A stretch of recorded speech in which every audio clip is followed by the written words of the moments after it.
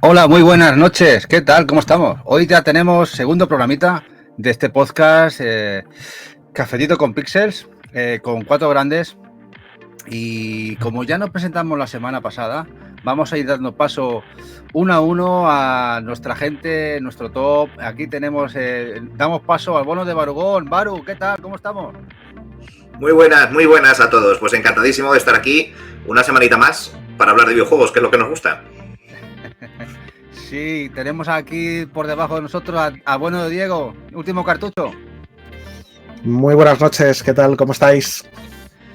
Y ya por último a Jack Pro, que además tenía que hablar de muchas cositas chulas, ¿no? Jack. Hola a todos. He estado currándome el guión toda la semana. Bueno, sí, además nos ha pegado 4 cambiazos ahí a última hora. El bueno de Jack, pero bueno, sabemos que hace 3 semanas, habló genial, nos dejó todos locos con el tema de limpieza. Pero hoy va a empezar un ponente que además estuvo hace poquito en Japón y nos va a desarrollar un tema que es muy interesante y le dejo a él que nos lo comente. A bueno de Barugón. Pues nada, yo a diferencia de mis tres compañeros, esta semana ha sido un maldito caos y no me he podido preparar así nada muy desarrollado, pero a mí con lo que me gusta es improvisar, pues voy a soltar aquí mi chapa y después voy a dejar que vosotros opinéis exactamente lo mismo. Me gustaría hablar y comentar un poquito un tema que me parece que está bastante de actualidad en muchos otros sitios de internet, que se ha hablado ya un poquito hasta la saciedad, pero la verdad es que hasta que yo no lo he comprobado en mis propias carnes, pues la verdad es que no me lo creía, ¿no? Lo llamaba un poco como cosas de fantasmas, ¿no? De esta que la gente dice que al final siempre va a pasar, pero luego nunca pasa y al final hasta que te comes el pastel, ¿no? Y es sobre todo la cantidad de stock que hay en las tiendas japonesas. Y antes de no meternos un poquito de lleno con este tema, me gustaría comentar un poquito también la evolución de lo que es el coleccionismo del formato físico japonés, sobre todo en Europa, que era un formato que no se ha llegado a apreciar hasta prácticamente el boom de la pandemia. Una vez que ya empezó la pandemia del COVID y estábamos todos en casa, pues nos pusimos a comprar cosas como locos. Entró muchísima gente al hobby y al ver que las cosas que jugaban de pequeños estaban terriblemente caras, pues decidieron irse a por la alternativa más barata, que en este caso era la japonesa, ¿no? Y eso pues empezó un poquito más en Europa, como he dicho, por el COVID, sobre todo en España, pero la verdad es que en otros países europeos, como por ejemplo Alemania, Bélgica o Francia, ya llevan con esta cantinera unos cuantos años, ¿no? Y lo que pasa es que no era tanto como después del COVID, y la verdad es que esa brecha ha causado un desplome del stock de las tiendas japonesas, pero de locura. Yo he ido a Japón 4 veces. La primera vez fui en el 2016, ¿vale? No es un año, digamos, muy primerizo, ¿no? Porque ahí las cosas estaban un poquito desbordadas. Yo no vi esa época de los juegos de Super Famicom completos a 100 yenes y todas esas cosas, pero sí que había muchísimo stock y había cosas muy permisibles de precio. Y del 2016 hasta antes de la pandemia, en unos 3 años fui otras 2 veces más. Y la última vez pues fue hace un par de meses, con un impasse bastante grande desde la tercera, y la verdad es que el panorama ha sido bastante desolador. Me he encontrado unas tiendas completamente vacías, sobre todo en las ciudades más importantes o más turísticas, como puede ser Kioto, Tokio, Osaka, Nara, incluso Kobe o Nagoya, ¿vale? Pues son ciudades que normalmente están pues llenas de tiendas. Los Super Potato estaban con stock a rebosar y la verdad es que han sido decepciones importantes. O sea, no había absolutamente nada, sobre todo en los Super Potatos de Akihabara, que son los más explotados. Era una maldita locura, siempre ciñéndonos a todo lo que es la época retro, es decir, de PlayStation 4, Switch, Xbox One para abajo, ¿vale? Incluyendo igual la generación de PlayStation 3 y PlayStation 2. Todo lo que sea cartón ha desaparecido. Y lo que queda, triplicar o cuadriplicar su precio, creo que es poco. Para que os hagáis una idea, tenía un encargo de Corru, que creo que lo conoceréis todos, que quería un Chrono Trigger de Super Famicom. Yo me compré el mío en mi segundo viaje por 500 yenes completo, prácticamente nuevo. en el Super Potato estaban con stock cero y los estaban vendiendo porque te dan siempre una horquilla de precios dependiendo del estado, pues lo estaban vendiendo entre los 5.600 yenes como mínimo y los 8.000 y pico, 9.000 yenes como máximo.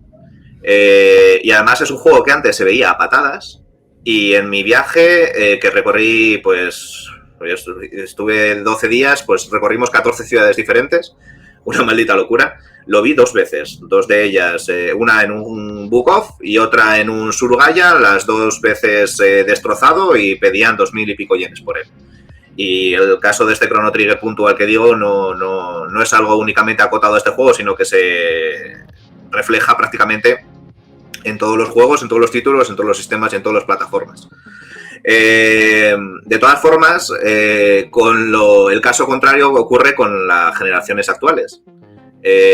PlayStation 4, Switch, Xbox One, PlayStation 5, pues tienen un stock para aburrir. O sea, tú entras a las tiendas y tienes como 5 o 6 estanterías llenas de juegos, todos de canto, todos muy bien apilados y a unos precios muy, pero que muy decentes, cosa que era lo contrario antiguamente. Antiguamente, cuando ibas a Japón, a una generación actual, te encontrabas precios muy, pero que muy caros, más caros que en Europa, y el retro te lo encontrabas tirado de precio. Pues ahora parece ser que se han girado las tornas y esto obedece a una ley muy básica que es la de la oferta y la demanda. El retro tiene muy poquísima oferta, tiene muchísima demanda, la oferta cada vez se acaba más, los precios aumentan y el actual pues es al revés. La oferta que tiene es igual, puede ser similar a la del retro, lo que pasa...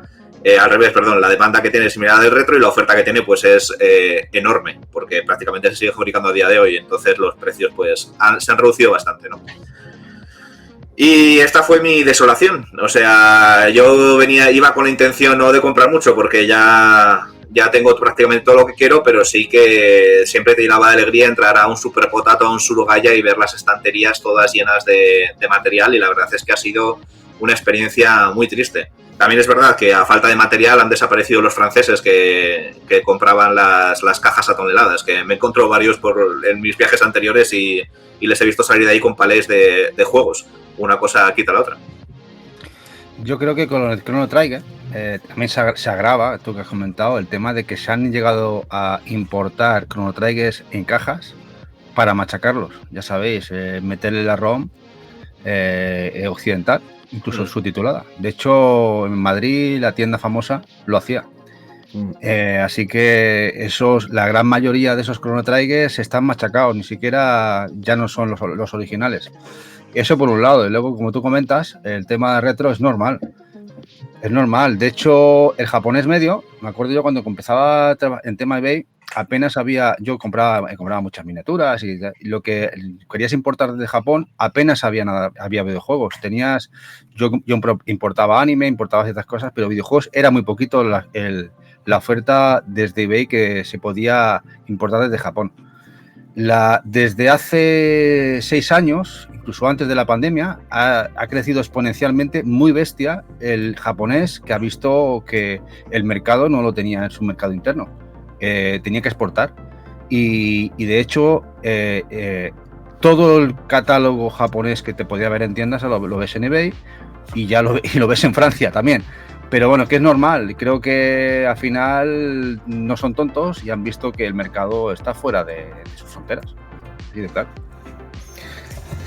Sí, vamos a ver. Es obvio. Bueno, primero quería agradecer a la Raíz, que nos han hecho un pedazo de Raíz enorme, Triple Indie, que están por ahí, así que muchas gracias a Triple Indie, a todos, bienvenidos a todos los que han venido de la Raíz. Vamos a ver, en el mercado japonés pues parecía, ¿no? Porque ellos vendieron muchísimo, es un mercado muy grande, muchos habitantes, el videojuego siempre ha estado muy arraigado en su cultura, parecía que eso iba a ser infinito y muchos pensábamos que eso iba a ser infinito, ¿no? Pero es cierto que hay mucha gente que ha vivido de importar juegos de Japón, o sea, muchísimas tiendas, muchos vendedores que han ido allí a comprar en masa, a traer esos juegos en masa y traer cajas y cajas Y es obvio que todo, por muy grande que sea ese mercado del retro, al final es un mercado limitado, e incluso el japonés, ¿no? Y aquello que parecía que no se iba a acabar nunca, y aquello que se valoraba poco precisamente por ser japonés o por ser distinto, porque la gente suele preferir el producto nacional, ¿no? El para España o el de su país, aún así mucha gente pues tiraba pues por los artes o porque estaba más barato o por lo que sea, pues tiraba del producto japonés. Y es obvio que al final pues se agota, como todo. Y además también está claro que ellos tampoco son tontos. Ven que la gente se está llevando cajas y cajas y cajas, pues dicen, vamos a mirar, pero para eso está internet, vamos a mirar a cuánto lo están vendiendo allí. Y ya para que se lo lleven ellos, pues nos lo llevamos nosotros. Y esos dos factores, y además debido a la explosión del coleccionismo con todo lo de la pandemia, pues han hecho que no solo haya muchísimo menos material, sino que además el poco material que queda es caro. Y es una pena, pero es lo que sucede con el retro. Yo llevo mucho tiempo diciendo que en algún momento nos van a dejar fuera del mercado, en algún momento fuera del retro. Ya no vamos a poder coleccionar más ítems porque esto sube y sube, va haciendo ondas, lógico, porque tienen modas y más demanda o menos demanda, dependiendo de los sistemas. Pero al final los ítems icónicos que quiere tener todo el mundo, ¿no? Los juegos icónicos que quiere tener todo el mundo, pues son limitados y se van acabando, se van agotando. Jack, ¿tú qué opinas? Pues yo me voy a centrar, porque vosotros hablasteis de retro, pero que también se ve en el actual, y me voy a centrar en un juego en concreto que yo creo que ha sido espectacular lo que ha volado en cosa de muy poquito tiempo, y justo coincidió con la fecha de Navidad, que es el Sea of Stars. El Sea of Stars japonés, esa edición coleccionista que aparte es exclusiva de allí, hubo un momento que eso se volatilizó y es muy fácil para cualquiera comprar en Amazon Japón. Es que de hecho es de las páginas que ya solo por las facilidades que te da y que incluso es que llega muchas veces antes que la propia Amazon España. Que eso es de traca, vamos, pero que un Sea of Stars, que dices tú, vale, que es un juego que es la leche, que todo el mundo lo quería físico, pero que se sabía que iba a salir europeo, pero se ha volatilizado. Es la leche lo que ha pasado. Y como te digo, Sea of Stars, cada vez hay juegos pues ya exclusivos y yo como fan del género de Waifu, pues los de lucha tipo el Melty Blood, el Blade Arcus, esas ediciones coleccionistas que son y que no las ves, que son cuanto aparecen. Y yo, bueno, y ya si hablamos de Super Deluxe, que es la versión económica de Limited Run, pues ya tienes tú el Unpacking, esa versión de Unpacking de Super Deluxe, encuéntrala. Yo que conozco un poquito la importación, sobre todo el tema PlayStation y Switch actual, de hecho las editoras japonesas actuales, cosa que no pasaba en el pasado, empezaron en PlayStation 3, pero muy poquitas de ellas. La gran mayoría, muchas de ellas como Prototype, que son grandes distribuidores de visual novels, etcétera, están incluyendo el inglés en cartucho. De hecho ya doblan o subtitulan al idioma de anglosajón porque ven una necesidad extrema la venta internacional que desde hace de su país de origen. Es decir, que, por ejemplo, el Sea of Stars ha tenido reedición no por el japonés, ha tenido reedición de ese juego y se ha vuelto a reeditar por petición de Amazon Japón por la exportación al público occidental. Y está pasando con la gran multitud de videojuegos. Muchísimos de ellos, sobre todo de juegos de nicho como Visual Novel, Shoot 'em Ups y otros tantos, que se está exportando a nivel brutal. De hecho, no sé si os acordáis que hace un par de meses, Amazon Japón implementó un algoritmo que lo implementaron mal y cambiaron los tipos de precio de envío y bloquearon a ciertos países sin querer evitarlo. No hizo falta que la gente se quejara. Me acuerdo que hubo muchísimo en Twitter que se quejaron de que pasaba, que no podían comprar, que se habían bloqueado muchos artículos. Enseguida Amazon Japón, por interés, porque vieron que las ventas mermaron, no sé si fueron 400%, desbloquearon y repasaron todos los, desbloquearon enseguida en 2 días, lo tenían todo desbloqueado. Ahora mismo para el mercado japonés o de origen, el mercado occidental es muy importante para muchos juegos de nicho y para otros muchos títulos. Incluso juegos que no tienen cabida o no les interesa a distribuidores retail, ya sea europeos o americanos, sí interesa para otro tipo de público y compran a través de Amazon Japón, etc. La cosa ha cambiado, sí. Pero que es que también es normal, te quiero decir, el público, al incluir en inglés, te abres al público mundial. Japón no deja de ser, aunque tenga mucho aficionado a los videojuegos, sea uno de sus principales hobbies, no deja de ser un territorio muy limitado. Al incluir en inglés, pues te abres a todo el mundo. Es un caso muy parecido y creo aquí un paralelismo un poco pochillo a todo el tema de la gente cuando sacan los juegos de Limited Run Games en versión española, en exclusivo, se creen que el juego de Limited Run Games va a perder valor. No, el juego de Limited Run Games no va a perder valor porque tiene un público y una demanda espectacular fuera de España o fuera de Europa, porque son mucha más gente. Pues esto es igual. Y claro, y sobre todo ahora que se ha popularizado tanto el tema del coleccionismo, ya no solo en tema retro, sino en tema actual, incluso juegos de PlayStation 4 o incluso de Nintendo Switch, en Japón me fue difícil encontrarlos. Aquí cuando la gente lloraba porque no encontraba el World of Horror de Switch, que salió en retail aquí en España, yo estuve hasta el último día, no encontré una versión de PlayStation 4 en Japón. Eso fue una locura, y como ese 2 o 3 más que me fue, por ejemplo, otro juego de terror, el Dread Out 2, que salió en PlayStation 4 y en PlayStation 5, la versión de PlayStation 4, en todo mi viaje solo vi una.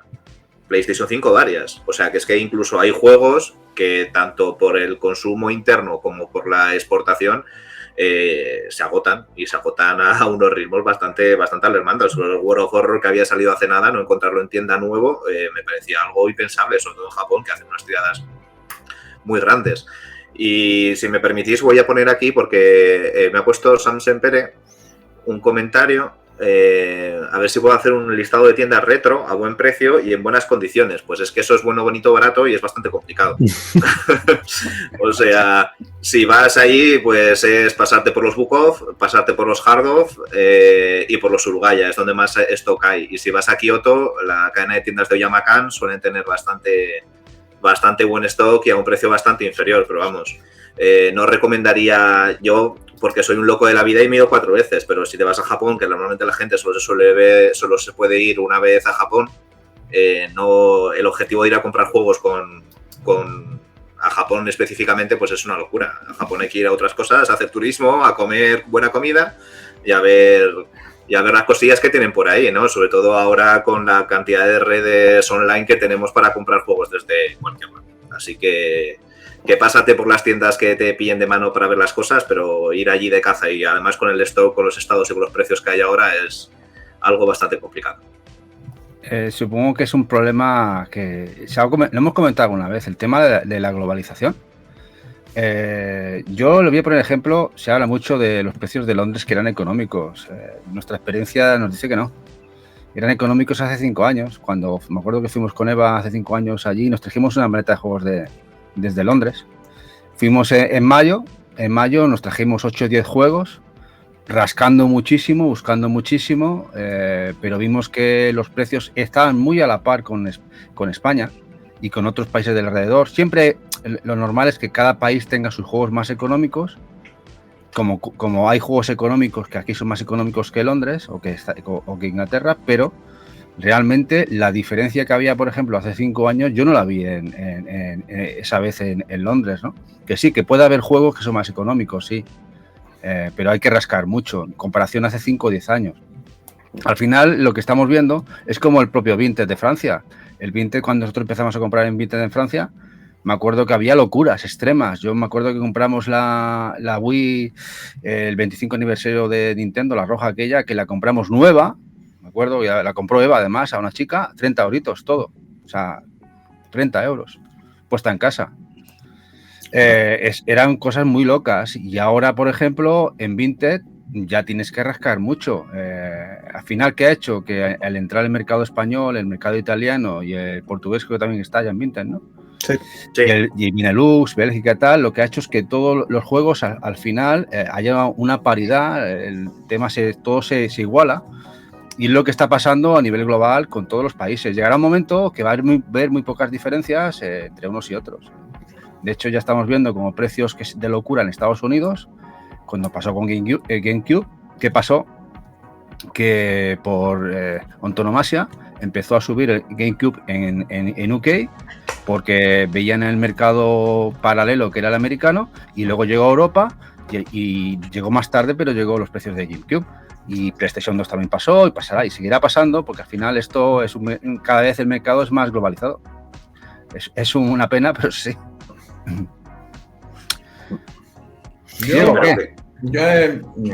Perdón si le he saltado. Ya, dale. Yo he viajado, no concretamente a Japón, pero sí que es verdad lo que comentas de que los precios están ya muy normativizados en muchos sitios. Yo he estado, por ejemplo, en Dubái, y en Dubái es que los precios eran exactamente igual que aquí, ¿eh? No más caros incluso. Sí, la única diferencia que había con respecto a lo que es una zona europea o eso es que allí era multiregión. Te podías encontrar un juego americano, como compré un Final Fantasy el Máxima, lo encontré allí americano, como me encontré otro europeo, y no, pero por lo demás los precios exactamente igual, no había casi diferencia ninguna. Eso yo creo que nosotros tenemos vamos, decir, Japón, UK, Estados Unidos, precios más baratos que los nuestros, pero es que ya incluso esos 4 te vas a cualquier otro sitio que no esté, por decir, normativizado, y es que los precios yo creo que ya están con un estándar. ¿Qué pasa? Que después están las tiendas con sus chollitos y esas cosas que normalmente suelen poner de ofertas, por el resto es que incluso está en la segunda mano.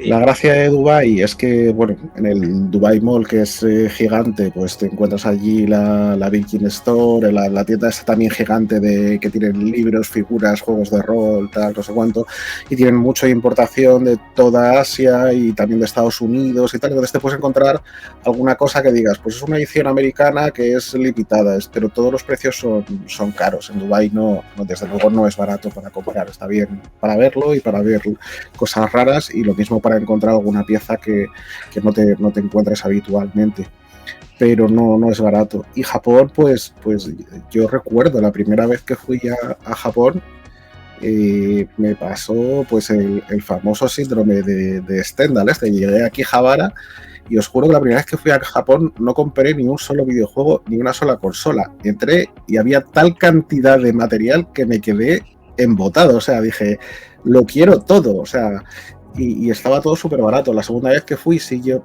iba con algo más de tiempo y me llevaba una lista de cosas que quería, y sí que me traje un montón de cosas, envié cajas y envié de todo porque estaba muy barato. Ahora ya no lo haría porque simplemente es lo que decimos, ya lo puedes pedir si es nuevo, pues por Amazon Japón, si es antiguo te vas a encontrar casi los mismos precios, te vas a ahorrar un poco, pues poca cosa, y es más por ver los estados, porque muchas veces por eBay te dicen, te ponen la foto de un producto y luego ves que es una foto genérica y que tienen 7 o 8 consolas de stock o 7 o 8 juegos de stock, y a ver cuál te envían a ti, si es el de la foto o si es otro. Entonces para el tema de los estados no son tan cuidadosos o tan escrupulosos por eBay los japoneses. Bueno, te ponen ahí una foto genérica y dicen, tenemos 4 de estos, a saber lo que te toca, y le pides foto y te dicen, no.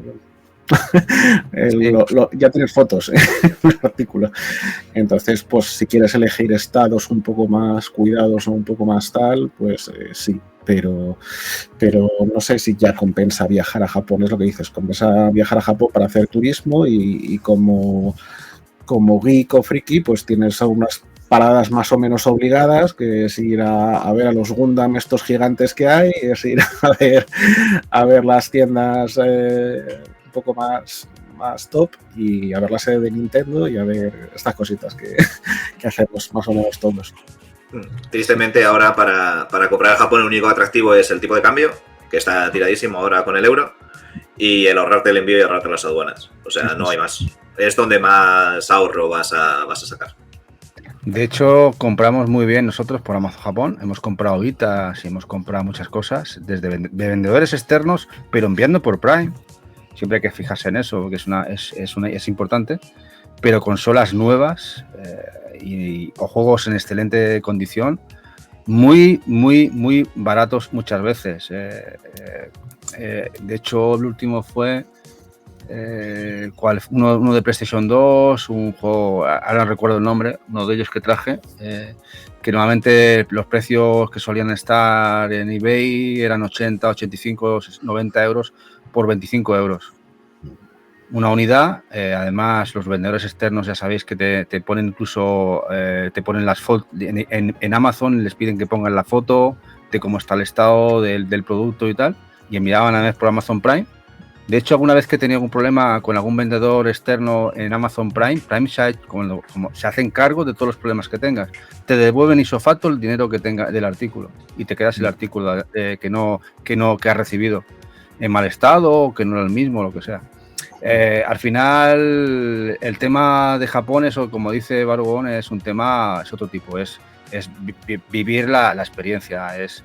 Yo con Eva tenemos muchas ganas de ir, queremos irnos un mes, pero de aquí a unos años, cuando podamos reunir ese mes y tengamos ciertas cosas acabadas, disfrutar Japón de otra manera, visitar Kioto, Nara, Hiroshima, Tokio, Osaka y las islas, y además hacer compras. Claro que haremos compras de videojuegos, pero ese no va a ser el principal objetivo, ni mucho menos, ¿no?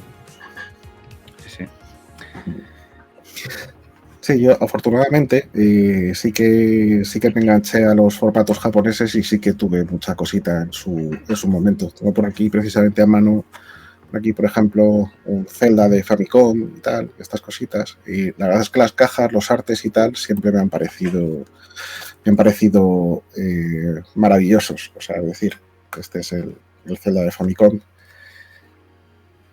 Y también las de Game Boy Advance, que me han gustado mucho. Por ejemplo, estas son muchísimo, no sé, a mí me parecían muchísimo más curiosas que las PAL. No obstante, sé que el público es muy para España, pero a mí este tipo de cajas, este tipo de formato me han encantado. Y luego una cosa que siempre han tenido las ediciones japonesas es que han tenido ediciones súper chulas y súper exclusivas. A ver si tengo alguna por ahí. Dame un segundito.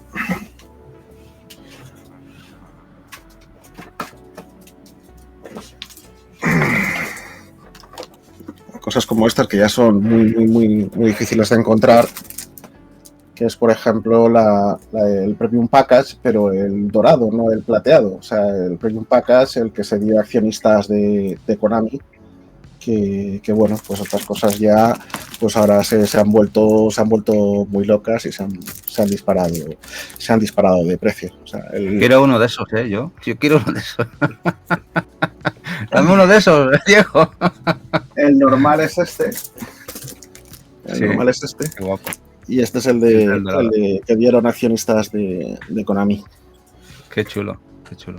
Y esto lo voy a dejar por aquí. Eso es locura. Eso es divino, Eso es divino. Sí, Además, el bueno de Diego sí que tiene una colección brutal de visual novels de PlayStation 2. Tengo,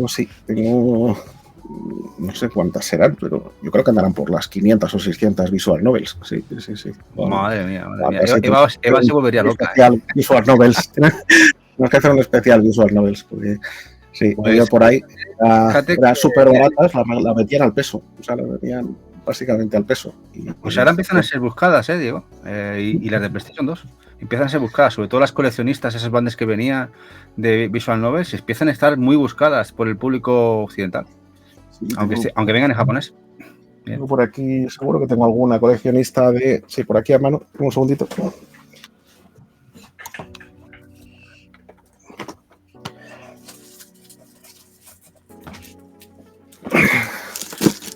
Están por todos lados en casa porque ya te digo que hay un montón. Entonces, allá donde estires, pues sale aquí, por ejemplo, las de Idolmaster, ¿no? Sí. De Dayton Master, Eva tiene los spin-off musicales de PS Vita. Pero de Dayton Masters por lo menos hay 20 y pico juegos. Es una burrada. Sí, es una burrada. Un saco de PS2, PS3, PSP.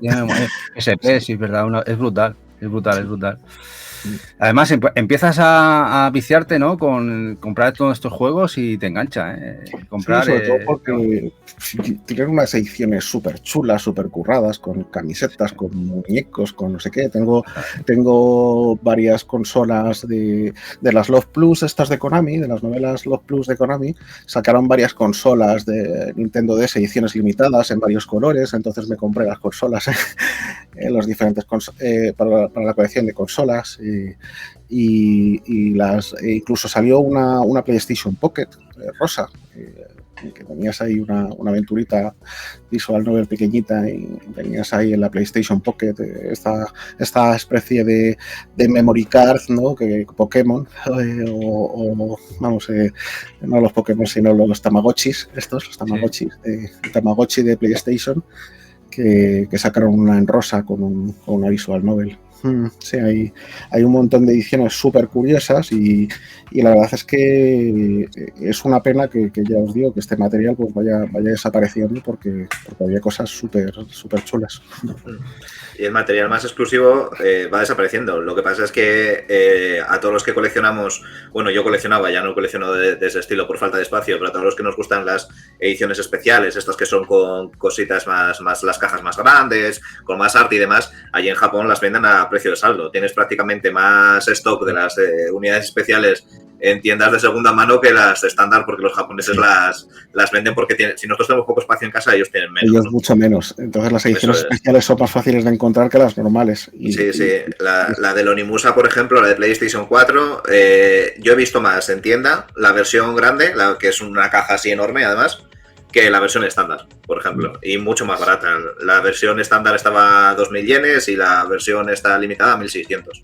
O sea, es que si te gusta ese tipo de ediciones, es para hincharte. Sí, tenemos tengo la de Play 2, por ejemplo, que es también así una caja azul muy chula, la tengo aquí al lado también.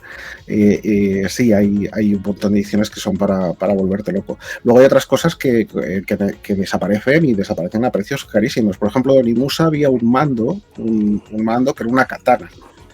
Entonces, este mando katana era incomodísimo de jugar porque no era como de la Wii, sino que tenías los controles aquí en un lado de la katana y eso, pues eso desapareció incluso en Japón y son difíciles de encontrar en un estado decente que no esté golpeado, tal, no sé cuánto, pues por menos de 700 euros o 800 ya no lo encuentras. Me quedé en su día sin él, que se me escapó y ya nada, ya es imposible porque se disparan los precios, o sea, una locura. Es que PlayStation 2 tiene una de accesorios que la gente desconoce, japoneses, brutal. De hecho, casi tenemos el full set de accesorios de los Taiko Tatsujin japoneses, los tambores y tal. Y nos falta creo que uno, porque creo que salieron 7. Bueno, tambores, accesorios solamente para los Taiko Tatsujin. Bueno, y me encantaría, lo que pasa que están muy disparados, es uno de trenes. Tenemos el de Switch, pero queremos un... Por eso lo sé, que tú me lo dijiste que tenías uno de PlayStation 2, o no sé los que tendrás, pero estoy mirando precios y me asusté. Me quedé helado. Dije, no, o va a ser que no, que de momento no. Se han puesto muy locos ahora esas cosas. O sea, son cosas que compramos al peso y prácticamente que las regalaban, como quien dice, y ahora están disparadísimas. Sí, no, me parece que había un mando, llegué a ver un mando que era como una chica para un tema citas. Lo vi en una revista y creo que salió en PlayStation 2, que está muy buscado. No sé cómo se le llamaban. O sea, es que hay cosas muy raras. Son cosas totalmente esperpénticas que dirías, ostras, pues es una brutalidad. Le está pasando un poquito a Switch igual en Japón. Ahora están saliendo un montón de mandos muy interesantes. Lo que pasa es que uno no puede llegar a todo. Pero aún creo que Switch le queda mucho para llegar a lo que supuso PlayStation 2 en tema accesorios en Japón, que fue brutal. Sí. Bueno, ¿qué os parece si cambiamos de tercio? Vamos a... ¿Qué te parece, Baru? ¿Alguna cosita para comentar? No. Ya está todo chido. Bueno, vamos a un poco al tema actualidad, temas de Switch. que ayer tuvimos el Nintendo Direct y que se plantearon jueguecitos que salen y tal, y que sobre todo a nivel prensa, a nivel información, ya llevan varios días, varias semanas, y incluso después del Nintendo Direct, que se rumorea, como tantos rumores que corren, que Switch 2 que se nos va para el 2025, para el primer quarter. Yo es una de las cosas que había planteado, que podíamos suponer por el tema de ventas que había tenido Switch en este año pasado, y que han sido muy buenas. Incluso yo lo daba para finales de año o principios del año que viene, 2025, pero creo que podría ser una realidad por las declaraciones que tuvo el CEO de Nintendo, de que le daba mucho miedo el paso gradual que tenían que hacer con la sucesora. ¿Vosotros qué pensáis? Si realmente creéis que eso va a ser así, porque se habla muchísimo. De hecho, incluso Triple Inc, vi un ratito en su podcast que estuvieron hablando del tema y no se aclaraba ninguno de ellos. Estaban todos, unos pensando de una manera, otros de otra. ¿Qué pensáis? ¿Realmente creéis que, como comentan o se rumorea, que se nos va a 2025? Se rumorea que marzo del año que viene. ¿O pensáis que va a haber un anuncio próximo de Nintendo y lo vamos a ver prontito, para después de verano? ¿Qué pensáis? A mí me sorprendería que lo saquen este año. Es decir, realmente me sorprendería. Yo creo que Switch sigue vendiendo muchísimo, siguen agotándose los juegos a mucha velocidad, sigue habiendo mucho FOMO por los lanzamientos. Sigue teniendo ventas la consola, buenas ventas. PlayStation está en un momento, no, Sony está en un momento ahí de cambio de directiva, cambio de rumbo. No tienen ningún juego propio anunciado para este año potente, con lo cual el año que viene pondrán toda la carne en el asador. Y bueno, pues este año prácticamente pues Nintendo tiene el camino bastante allanado.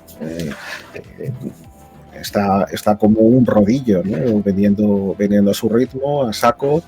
Xbox está también, digamos, redefiniendo su modelo. Va a lanzar juegos en otras consolas, han dicho.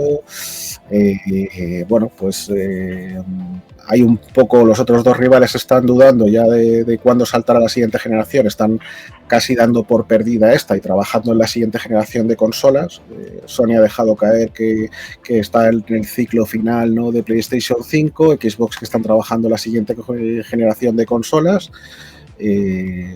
Nintendo no tiene prisa por cambiar de tecnología y el tiempo casi juega a su favor, ¿no? O sea, es decir, que si retrasan un poco el lanzamiento podrán acceder a nuevas tecnologías, nuevas gráficas, nuevos chips y mejoras que realmente no tiene mucho sentido adelantarse ahora cuando les está yendo tan bien. Realmente no veo la necesidad de sacar una Switch 2 este año. Esto es peligroso. ¿Veis lo que ha puesto aquí el bueno de Diego Ayuso? Que es que verdad. En realidad ha estado ahí siempre. Lo que pasa es que la cámara que utilizo para los directos coge más ángulo de cámara, pero la Switch ha estado ahí siempre detrás de mí. Es síntoma claro de que algo está pasando a nivel corporativo y rojo, que está llegando aquí y se está comiendo ya la pared de PlayStation. Baru, ¿qué opinas del tema? Pues a ver, es muy parecido a lo que habéis dicho vosotros. O sea, Switch está vendiendo como caramelos a la salida de un colegio. O sea, es impresionante. Y todo lo que pueda aguantar Nintendo, que además es una compañía y lo que busca es sacar dinero, y además el hardware que tiene ahora, tanto a nivel software como a nivel de hardware, pues le sigue dando un margen de beneficio muy, muy elevado, pues todo lo que pueda aguantar, pues que aguante, ¿no? Si las cifras le dan para 2025, pues yo creo que será 2025. El único factor limitante que veo yo para Nintendo es la capacidad técnica de la consola. Te quiero decir, cuando Nintendo vea que las third party ya no pueden sacar más juegos para su consola porque las capacidades técnicas son demasiado limitantes como para hacer un port que harán para la PlayStation 5 o para la Xbox One, pues ahí es lo único que le va a premiar más a sacar la siguiente revisión, aunque siga siendo una revisión menos potente que una PlayStation 5, ¿no? Pero que el escalafón sea menor, ¿no? Lo que pasa es que aquí, pues eso Nintendo lo puede reinar, que es lo que está haciendo muy bien con First Party. Y tiene, bueno, anunciados no, pero rumoreados sí que tiene unos cuantos First Party todavía bastante potentes que en cuanto a nivel gráfico, nivel técnico, no tienen por qué tener la necesidad de un upgrade de la consola, de Nintendo Switch. Entonces yo creo que Nintendo puede aguantar ahí todo lo que le echen por delante. Si además yo creo que ya ni siquiera pensamos algunas veces, no, es que PlayStation 5 está pensando ya en la PlayStation 6 o Xbox está pensando en la Xbox Pro o en la PlayStation 5 Pro Sony, y yo creo que es que a Nintendo la verdad es que se la suda bastante lo que haga Sony y lo que haga Microsoft. O sea, no compite con ellos ya en el mismo parque prácticamente de usuarios. Todo aquel usuario que tiene una consola o dos consolas suele tener siempre una Nintendo Switch y va pivotando entre PlayStation 5 y Xbox. O sea que yo creo que Nintendo va por libre y Nintendo pues hará caso a lo que le salga más rentable. Si le sale más rentable esperarse hasta 2025, se esperará, y si le aprietan un poco los CIRF, pues sacará nueva revisión antes. Un pequeño apunte sobre eso. Yo estoy seguro, o sea, no lo puedo decir al 100%, pero vamos, estoy bastante seguro que las third party ya están trabajando con los kits de desarrollo de la siguiente Switch.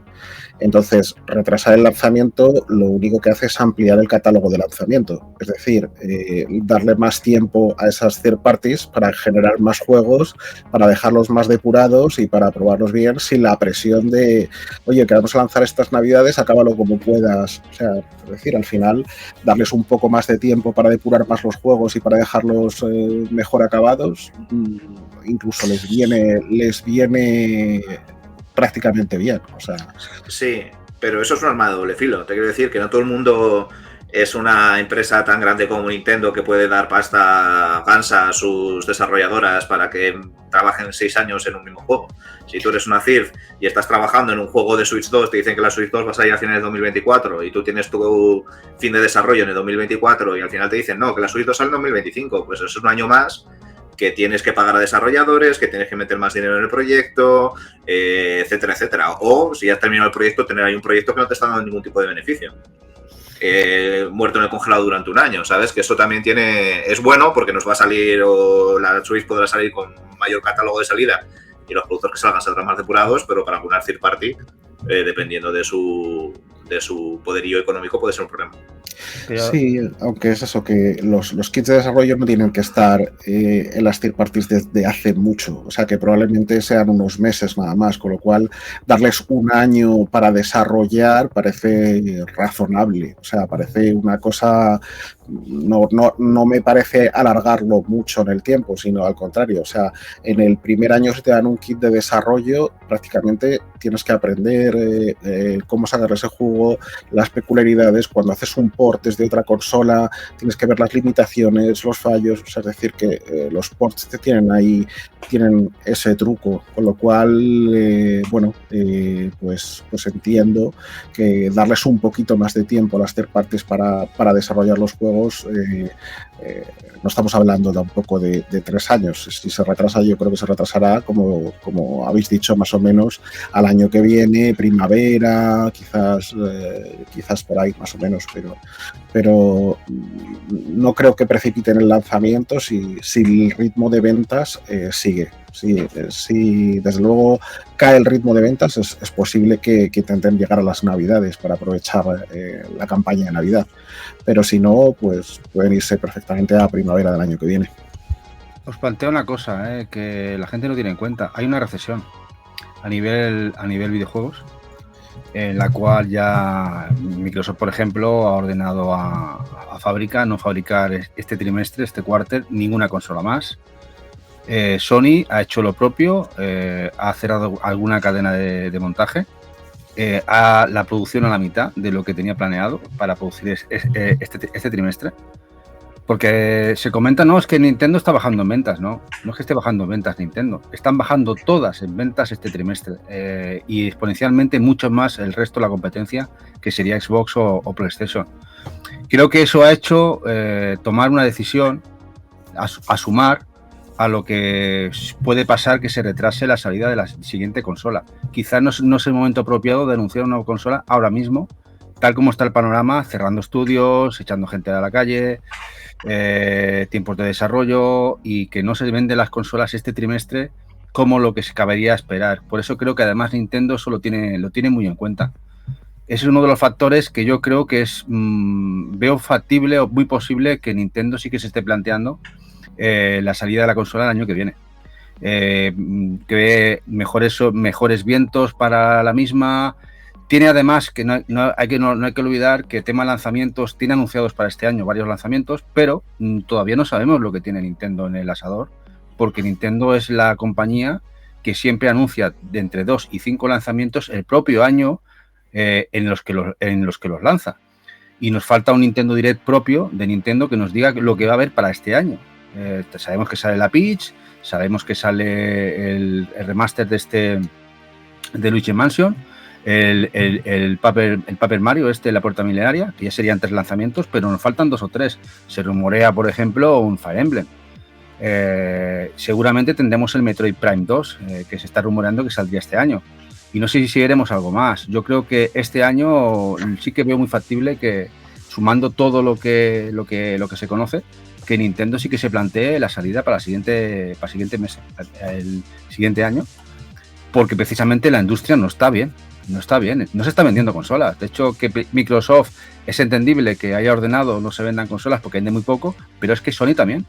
Sony está vendiendo muy poquito también. Sony, de hecho, la orden que me sorprendió bastante es que se haya ordenado parar la producción de algunas cadenas de montaje y reducir las otras a la mitad. Algo está pasando. Algo está pasando. A ver, es que el Nintendo Direct del otro día, yo creo que tuvo más segundas lecturas que lo que realmente fueron a anunciar que fueron juegos. Y con respecto a Switch 2, es que Switch, ahora mismo Nintendo está en una situación de pseudo-monopolio brutal, porque ¿quién le hace competencia? Xbox, Nintendo digo, Xbox o Play, ¿no? Ellas juegan en su liga y después lo que son las Steam Deck juegan en otra liga, realmente está sola con sus juegos físicos. La única que le podría hacer competencia, pero y abro paraguas, es Evercade, porque es la que más o menos hace ese tipo de juegos, y Evercade no le va a hacer competencia, evidentemente. Y con respecto a lo que estás comentando de las cadenas de montaje, es que, a ver, tú no puedes partir como, por ejemplo, en el caso de PlayStation, Xbox, que tienen 4 años de vida a lo sumo, con los 7 que lleva Switch, con precios mucho más baratos y mucho más accesibles. Switch ahora está en una situación de casi una Play 2 que las tiene un montón de gente, y es normal, que yo veo más normal que vayan cortando, aparte de que hay recesión y todo eso. Yo creo que es más lógico, más gente tiene Switch. Y con respecto al tema de sacar la Switch 2, yo creo que somos nosotros mismos los que estamos metiendo una prisa que realmente no hay. Es que hay que hacer contenido y decir, hay Switch 2, Switch 2, Switch 2. Ya saldrá. ¿Tú crees que Nintendo, si tuviese prisa por sacarla en algún momento, no habría dejado caer, o no tendría a los influencers chivatos, a los insiders estos chivorroteando ya? Somos nosotros mismos los que estamos metiendo un pomo, como pasa con todas las nuevas generaciones. Yo creo que las cosas tienen que seguir su curso. Y el tema, una de las segundas lecturas que yo creo que se ha visto, es el tema Hi-Fi Rush. El tema Hi-Fi Rush, fíjate que Switch ni se ha mencionado. ¿Tú crees que ese juego no va a salir en Switch? Va a acabar saliendo en Switch, y yo creo que va a salir en Switch 2.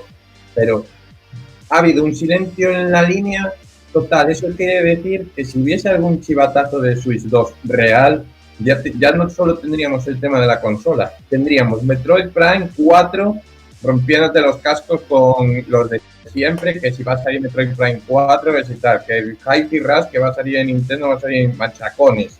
Dentro de la línea. Tú imagínate que ahora otra de las segundas lecturas, y es algo de lo que se puede aprovechar la Switch que tenemos actualmente, es que ahora, por ejemplo, PlayStation haga exactamente igual que está haciendo Xbox y diga, voy a largar 4 IPs que yo creo que pueden venderse en Switch y te largue un Gravity Rush, por ejemplo, que yo creo que es un juego que para este tipo, en esta situación, yo lo vería como un sacacuartos brutal, es decir, pum, te lo ponen ahí y sigues generando y teniendo aparte de lo que son tus propias IPs y refritos que están sacando como todo esto remake y remaster, pues te ponen un Gravity Rush, coge y te la de. Y a Nintendo es que hacer esa jugada, por ejemplo, a quien más se la deja votando es a Nintendo.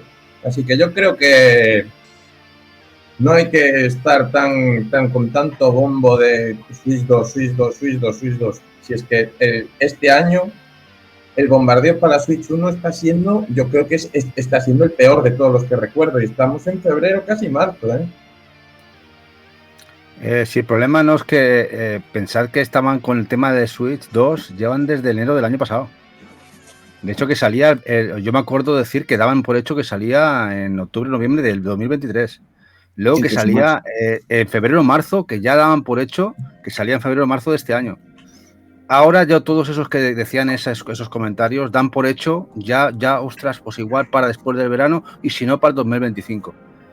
El tema no es que lo pensemos nosotros. Yo siempre he opinado lo mismo, que como muy temprano lo veía para finales de 2024, incluso la veía en el 2025, por lo que estaba vendiendo y que el ciclo de vida de Switch estaba siendo largo. Incluso, quién sabe si Switch sigue vendiendo bien, se recupera de este bajón que tiene ahora en enero o febrero y pega otro subidón en marzo o abril en ventas, que se replanteen incluso alargar más la vida de la consola de lo que se supone que saldrá. Al final, Nintendo le gusta mucho el dinero y son fabricantes de consolas y ganan por consola vendida. Eso que nadie se lo olvide, cosa que la competencia no hace. La competencia se basa en el catálogo de personas que tienen ahí que compran y consumen sus servicios. Pero Nintendo gana por hardware. Es una juguetera de antaño que ellos entienden que el beneficio viene por lo que venden. Y ellos quieren ganar por lo que venden y ahora están ganando muchísimo dinero por todo el hardware que venden. Sí, no solo por el hardware, sino los juegos, o sea, las IPs propias no bajan nunca de Nintendo, o sea, bajan 10 euros, 5 euros, como mucho. Se ha comentado de que no hay nada importante para este año, es que no lo necesita. Lo importante lo ha sacado y sigue vendiendo en listas cada año, en lista de ventas estadounidenses y mundiales, están los mismos juegos de Nintendo siempre en los primeros puestos de ventas, sin necesidad de salir nada nuevo. Siguen estando los Zeldas, siguen estando los Marios, siguen estando el Animal Crossing, sigue estando el Smash Bros, siguen estando todos ahí, el Mario Kart, el Immortal de Mario Kart. Al final, la gente que compra la consola sigue queriendo esos juegos y además siguen sacando juegos menores, como va a ser el Paper Mario Puerta Milenaria, el Peach, que venden sus 4, 5, 7, 8 millones de juegos que siguen agrandando el catálogo y gente a sumar, ¿no? En fin, pero Nintendo al final es Nintendo, veremos cómo se desarrollan los acontecimientos, pero bajo mi punto de vista, descabellado no es que el 2025 sea la fecha de salida. Sí, pero que vamos, que una compañía no puede vivir de First Games grandes, no puede sacarte 7 juegos grandes al año. Y me parece que Switch o Nintendo a lo largo de toda la vida de Switch lo ha hecho genial. O sea, es que no he visto un catálogo tan nutrido de First Party Games como los de Nintendo. Y sacarte, no estamos ahora a finales de febrero, sacarte el Mario vs. Donkey que te ha sacado, el Princess Peach y 2 o 3 más que tiene que sacar casi prácticamente en esta primera mitad del año, lo veo una locura para una consola que se la daba ya por muerta hace un año. O sea, es que es un ritmo de lanzamiento de software impresionante. Yo quiero comentar lo que dice aquí Rolling Pizza, y es verdad, de generar juegos AAA, es verdad, y es costoso. Y es que tú, si te fijas, los AAA de Nintendo, bueno, de la Switch, no es que, por ejemplo, sea un desmadre técnico como es en las otras 2 consolas. Y es que en eso ya Nintendo tiene una ventaja. Y después es que ahora mismo, y le llevo dando vueltas también, hablando antes de, por ejemplo, la saga Gravity Rush, es que hay sagas que son muy fáciles sin ser de la propia Nintendo, que Nintendo las puede explotar perfectamente y tiene esa consola viviendo otros 8 años más, porque el paradigma, o por decir de alguna manera, el concepto de que ahora se suele decir y le extrañaba mucho a la gente decir, es que tú, chaval, es que tú solo juegas a juegos de nicho. Shin Megami, ¿qué? ¿Qué carajo me estás contando? Ahora te sacan los remakes de casi todos los Shin Megami Tensei, que nadie tenía ni puñetera idea de qué juegos eran hace 4 años, y está todo el mundo dando palmas y soltando pasta. Vamos, es como cuando sacaron los Etrian, y eso que se quedaron en Japón. Tú imagínate los Etrian y estábamos todos dando palmas, y estamos hablando de una saga de juegos que es de la Nintendo DS. Tú imagínate con los Shin Megami Tensei desde el primero, que es de la NES o de la Super NES. Ahí Super NES. Tienes para seguir alimentando a una Switch tiempo y tiempo y tiempo y no hay necesidad de la Switch 2. Lo que pasa que yo me repito con lo que dije antes. Switch 2 ahora mismo es contenido. Y con el tema Switch 2 se pueden sacar 40 vídeos hablando de... y la gente tiene que comer. Sí, es como el fichaje de Mbappé, o sea, esto es recurrente. Sí, es nuestro fichaje de Mbappé total. Ahora mismo nosotros que somos coleccionistas, con las limitadas ya tenemos suficiente, no tenemos que ir al retail. Con las empresas limitadas ya nos vuelven locos. Ahora con la salida Limited Run del Contra nuevo en físico realmente para Switch, ya nos hemos vuelto locos. Con su cajita, su latita y tal, estamos ya como si fuéramos pollos sin cabeza en un corral dando vueltas todos a ver cómo la compramos, de qué edición compramos, etc. Y lo que os queda, si me está volviendo a mí loco con la PlayStation 4, y hace cuántos años había la PlayStation 5, o sea que imaginaros, saldrá la Switch 2 y nos quedarán 4 o 5 años más de infierno por ahí, Claro que mataban a la Vita, y el último juego de Vita salió hace 5 meses.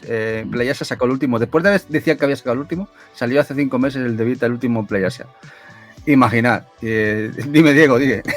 Solo que Nintendo debería tener en cuenta un factor también, que al final el año que viene va a ser el año de GTA. O sea, es decir, que el año que viene GTA es un vende consolas. Es decir, que saldrá GTA 6, es un juego que se va a vender como pan caliente, y que para jugar tiene que ser una consola potente. Habrá que ver si hay versión Switch. Yo diría que no, o sea, me sorprendería que saliera un GTA 6 en la Switch 2, y eso sí sería bomba. Pero si no, claro, me temo que también ahí al final va a haber una competencia muy, muy dura. O sea, es decir, en ventas. Al final tienes que elegir qué consolas compras, y GTA 6 va a pesar mucho en la venta de consolas. Sí, sí. Bueno, y a todo esto, ayer estuvo el Direct, que hubo 2 Directs. Estuvo el europeo, el occidental y el japonés. Hubo diferencias. ¿Qué os parecieron? ¿Los visteis? Mira, voy a poner un poquito el Direct. ¿Qué os pareció a vosotros? No lo vi porque llegué súper tarde de trabajar ayer. Y hoy, nada, no me lo tiempo. Pongo un poquito de sonido. Dale, tuvimos que realmente ha tenido más segundas lecturas que lo que respecta a los juegos mismamente, porque como todos los niveles, pues siempre hay juegos que te molan, juegos que descartas, y en este concretamente hay unos 6 que me han dejado la cartera ya temblando. Es que hay gente que comenta que no fue un buen direct. A ver, yo no me pareció malo. Yo lo estuve mirando en diferido, ya sabéis, después de que se hiciera a las 6. No me pareció un mal direct. Me gustaron muchas cosas. Sí que esperaba alguna cosa más potente, lo comenté en directo, y que me esperaba algún juego con más contenido, pero luego lo analizas y tienes, no sé, se anunció el Ender, el Magnolia, que es la continuación de Ender Lilies, que creo que es un juegarro como una catedral. Tenemos el Epic Mickey, ese remaster, que creo que está muy chulo. A mucha gente le moló que eso se anunciara. Luego el DLC de Shin Megami Tensei. Pero sobre todo, a mí lo que me quedé más impresionado es que muchos de esos juegos van a llegar en físico, porque han empezado a salir juegos. Mira, ostras, qué guapo. Esto hay que verlo en grande. Espera, que lo voy a poner aquí en grande. Ahí, hola, qué guay. Qué chulo. Ostras, qué chulo. Qué chulo. Bueno, tú Eso- te pensando, Epic Mickey. Te venía con brocha o con rodillo. Viene con una brochita ahí con las figuras de Mickey y con un Sí, qué guay, panfletillo. qué guay. Pues mira, además le tenemos mucho cariño a ese juego, Yo también, porque sí. además Eva lo jugó un poco conmigo, me acuerdo, en PlayStation 3 y le gustó muchísimo. Fue uno de las primeras veces que se ponía realmente a un mando a controlar a un ratón y fue con el Epic Mickey, hace años, ya creo que casi ni se acuerda. Fue con el Epic Mickey, bueno, también el Flower y varios más, y ese le encantó. De hecho, creo que lo tenemos en casi todas las plataformas porque es un juego que le encanta, ¿no? Pues ahí ya me tienen ganado con ese remaster porque es un juego precioso. Y luego, sobre todo, que la variante que hubo en Japón, el Nintendo Direct, que hubo juegos muy interesantes que os voy a poner ahora, como por ejemplo este. Bueno, este es el Magnolia que estáis viendo, pero este que vais a ver ahora, el Reinitis, que este seguramente que también lo vamos a ver. Voy a cambiar aquí, está en transmisión.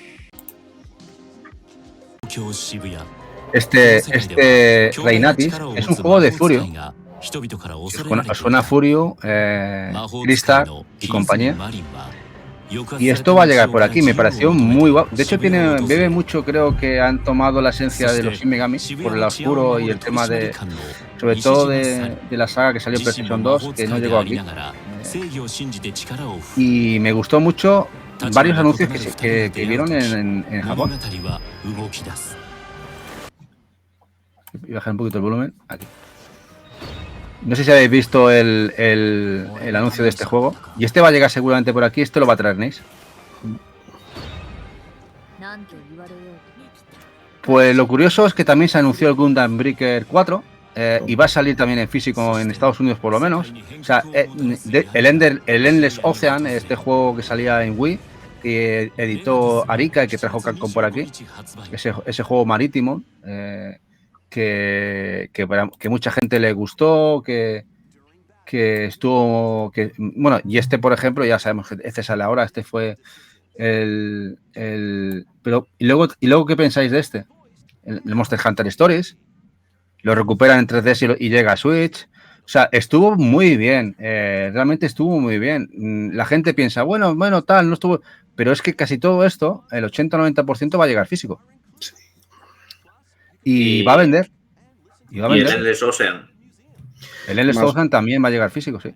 Sí, pero que revivir esa franquicia que lleva muerta desde tiempos de Wii me pareció una cosa súper loca. O sea, que es que si tienen la seguridad de que sacar un juego de una franquicia tan nicho como esa y que va a vender bien, yo creo que la salud de Nintendo Switch actualmente es una locura. Sí, y no plantearse, por ejemplo, a mí me ha dejado muy frío, a pesar de que amo la saga como es Elden Ring, que es un juego que le eché un montón de horas, me encantó, pero sacar una edición tan completa como ese DLC que van a sacar, que se podría ser un juego solo y te lo sacan en código digital, es no querer. Por ejemplo, eso estaríamos clavando el cielo en Switch si eso fuera así. Y en cambio va a ser una collector que te da un código, un cupón, cuando es un juego, seguramente ese DLC más completo que muchos juegos del mercado. Por ejemplo, no es agradable el caliz o el camino que están tomando, por ejemplo, PlayStation y Xbox, ¿no? Aunque bueno, Switch le queda poquito, le queda poquito. El Switch ya le queda poquito también para sumarse al carro. Este Epic Mickey Rebrushed, este lo estuvo mirando y fue quizá el juego que más le gustó del evento, Cuidado. Y luego aquí tenemos el Shin Megami Tensei, que espero que el añadido sea suficiente y que veamos esta edición física con ese completo. De hecho sale para PlayStation 5 también y Xbox, en físico. No, en físico no sé si Xbox, pero también sale, en digital por lo menos. O sea que la gente que tenga PlayStation va a poder disfrutar de este jugardo. Ya tenía es verdad que en Switch rasca un pelín el juego, notas que es exigente para la consola. Así que en PlayStation 5 el que lo pueda disfrutar lo va a agradecer mucho. La verdad es que... Dime.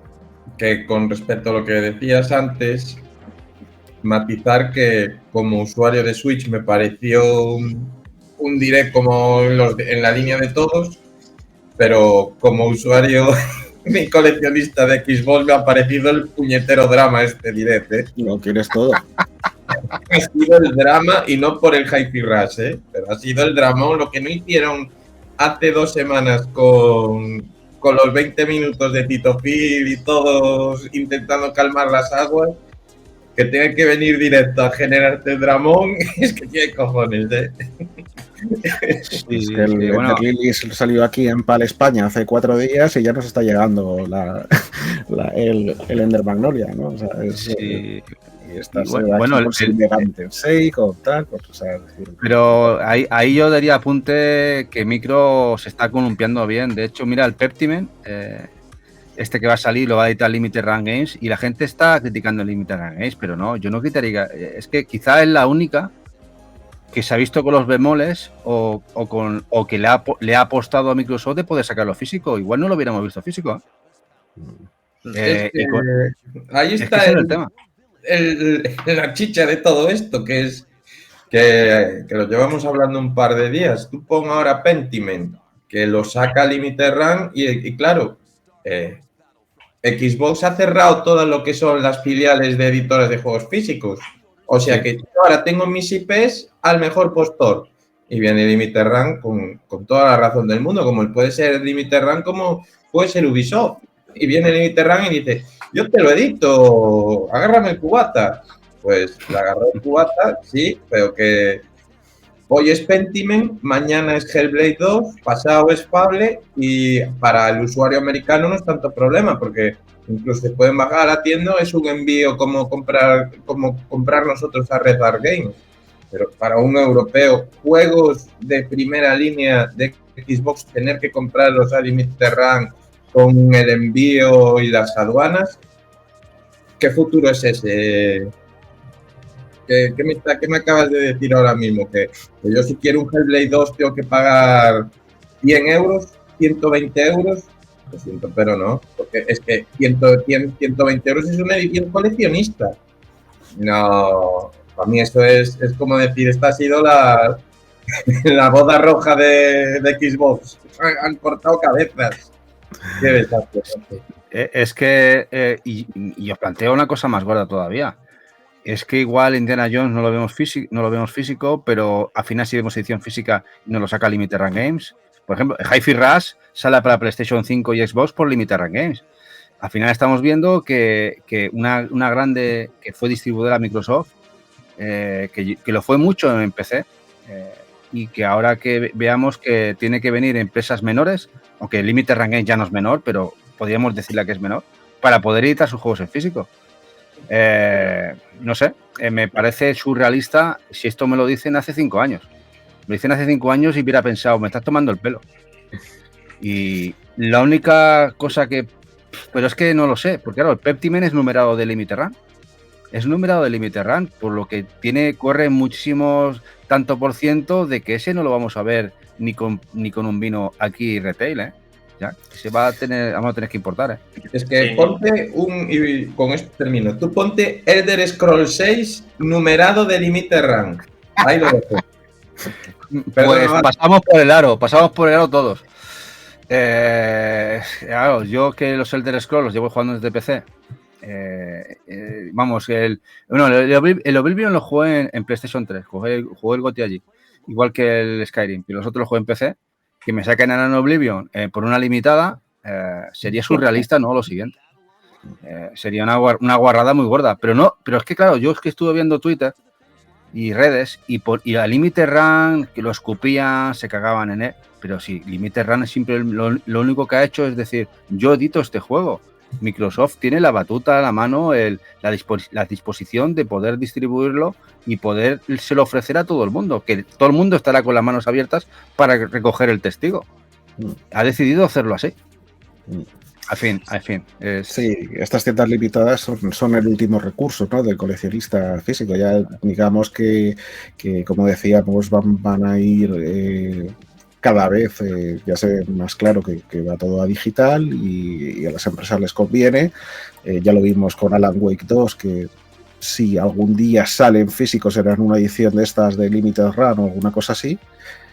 Y Hellblade, pues hará el Hellblade 2 igual y veremos a ver, o sea, porque van hacia eliminar el físico y nos quedarán en estas tiendas limitadas si sale alguna tirada, efectivamente. Por cierto, el World of Goo, un juego que me encanta. Seguramente también lo vamos a ver en físico por tienda limitada. Seguramente Super Rare, que ya sacó el primero. Además tiene un buen rollo con los creadores ha sacado ya varios juegos de ellos y seguramente lo veremos también en Super Rare. O sea, a mí me ilusionó este juego. Claro que hay mucha gente que este juego no lo desconoce, pero es un juego muy interesante, un juego de puzzle muy chulo. Y me gustó que este juego se anunciara en el Direct. Sí. Fue juego guay, ¿no? Que salga para Switch y seguramente lo veremos. Es un juego uno de los padres del juego indie en PC hace muchísimos años. O sea, es que se montó una industria a su alrededor. Y luego otra cosa, el tema Level 5 empieza a ser preocupante. Solo vimos el Fantasy Life, que se anunció, ya parece que tiene fecha para después de verano. De hecho, tanto el Inazuma como el Dr. Layton, incluso el Decapolis, tenían fecha de salida el año pasado, el trimestre del año pasado, fecha de salida en mercado. Se han retrasado sin fecha. No mola el rollo, no sé cuándo saldrán al final. Y son 4 lanzamientos bastante importantes, porque claro, mucha gente, por ejemplo, el Decapolis me parece un juego muy interesante, y luego el tema del Inazuma o el Detective Layton, Profesor Layton, perdón, son juegos muy nintenderos, ¿no? Muy asociados a Nintendo, y que creo que la gente compraría en masa. Así que, no sé, el tema por ahí me sorprendió bastante. Yo me esperaba que hubiera algún anuncio de Layton y de Inazuma, y no lo hubo. Y bueno, y poco más es decir del Direct. La gente he escuchado decir que se aburrieron, que si fue muy flojo, que tal. Yo no lo vi flojo, lo vi bien, no excelente. Me faltó alguna cosa, pero flojo para nada. Estoy viendo ahora y muy bien. O sea, es decir, no había visto ayer, que te digo, llegué muy tarde y por lo que he visto me pasa un poco como a Jack, que ya hay 5 o 6 que ya quiero. Bueno, yo te digo que hay 7 o 8 nosotros que creemos. 7, 8. Por ejemplo, este es un Soul-like, este que veis en pantalla, este juego del cangrejo, muy chulo, que ya habíamos visto nosotros en algún directo, y es un Souls-like, tipo Dark Souls, del cangrejete, que te pones de cangrejo de este ermitaño, y es un juego muy, muy interesante, muy guapo. A ver quién no lo edita en físico. Este, por ejemplo.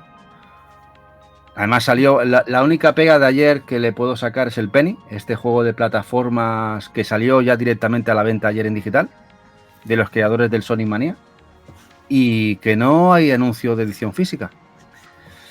Ese es lo único que yo tiendo a pensar, que es que tienen atada la edición física con una tienda limitada, porque un juego tan interesante, tan potente, que haya salido ya en digital y no haya ningún anuncio a la vista de salida retail, huele a eso, a tienda limitada. Aquí huelen mucho esa tienda limitada. Sí, la verdad es que sí, la verdad es que sí. Pero también es normal, es la industria que se nos está quedando. Sí. Pero que todo, yo creo que es, yo no sé, yo no me encuentro sorprendido. O sea, es algo que ya hemos visto a lo largo de muchísimos años. Ya pasaba con los indies más indies cuando empezó a salir Limited Run Games, que ninguna distribuidora se atrevía a traerlos en formato retail. Cuando el boom del indie pues explotó con Switch, pues muchos retailers ya traían más indies porque vendían más, y Limited Run Games pues ha ido creciendo poquito a poco, y Microsoft pasándose al lado digital era algo cantado, te quiero decir. Ya ha sufrido todo el paso en digital con todo el tema de PC, o sea que es algo que ya lo viene sabido y no le van a pillar otra vez con los pantalones bajados, y vamos, que yo creo que es algo normal. No sé, que tampoco me sorprende tanto, me fastidia. Claro que me fastidia porque nos gusta comprar nuestros juegos en físico, pero también es lógico. Y además ahora tenemos una cantidad de distribuidores en retail enorme. La cantidad de anuncios que ha habido en los últimos 2 o 3 años en físico, en retail, ha sido prácticamente inasumible, y muchas distribuidoras españolas están diciendo ahora que es que no les sale prácticamente rentable sacar juegos en físico porque hay tanta oferta que no venden lo que tiene que vender. Y todo esto sumado a la recesión de los videojuegos, que la gente compra cada vez menos videojuegos, pues al final es blanco en botella. Al final tendremos releases físicos únicamente en tiendas limitadas, que es los que tienen el nicho coleccionista y los que saben que van a vender van a vender lo que tienen que vender y los que pueden hacer frente a pérdidas si se les presenta algún juego que no vende. Como tú has dicho, el año pasado, bueno, en los últimos 2 años, había una media de entre 40 y 60 juegos físicos editados al mes. Eso para cualquier coleccionista de Switch, de Nintendo, es inasumible. No, para el mercado en general es inasumible. O sea, es que no puedes. Estamos hablando que son un total de casi 700 juegos al año en edición física. Bueno, estamos en 3.100 y pico ya juegos físicos editados en Switch.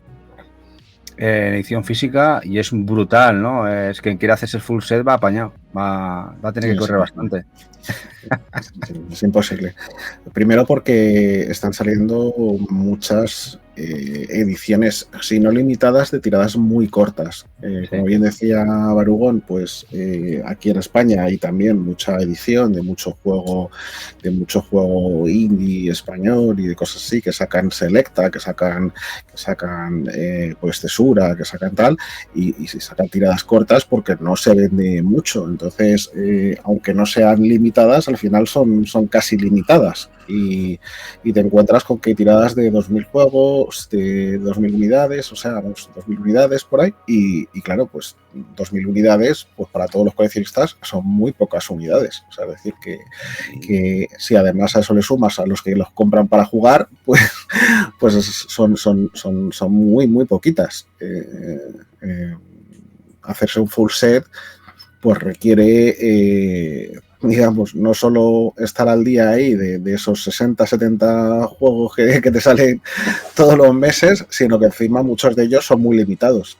O sea, tienes que estar súper atento porque hay juegos que se agotan en nada, como le pasó al World of Horror, o como le ha pasado al Sea of Stars, o como les pasa a tantos que sacan y agotan en nada. Es que la gente se olvida que cuando Red Art, por ejemplo, la tenemos aquí al lado y de momentos es bastante fácil comprar sus juegos, sus ediciones son de lo que lo obliga al Nintendo a sacar, 3.500 unidades.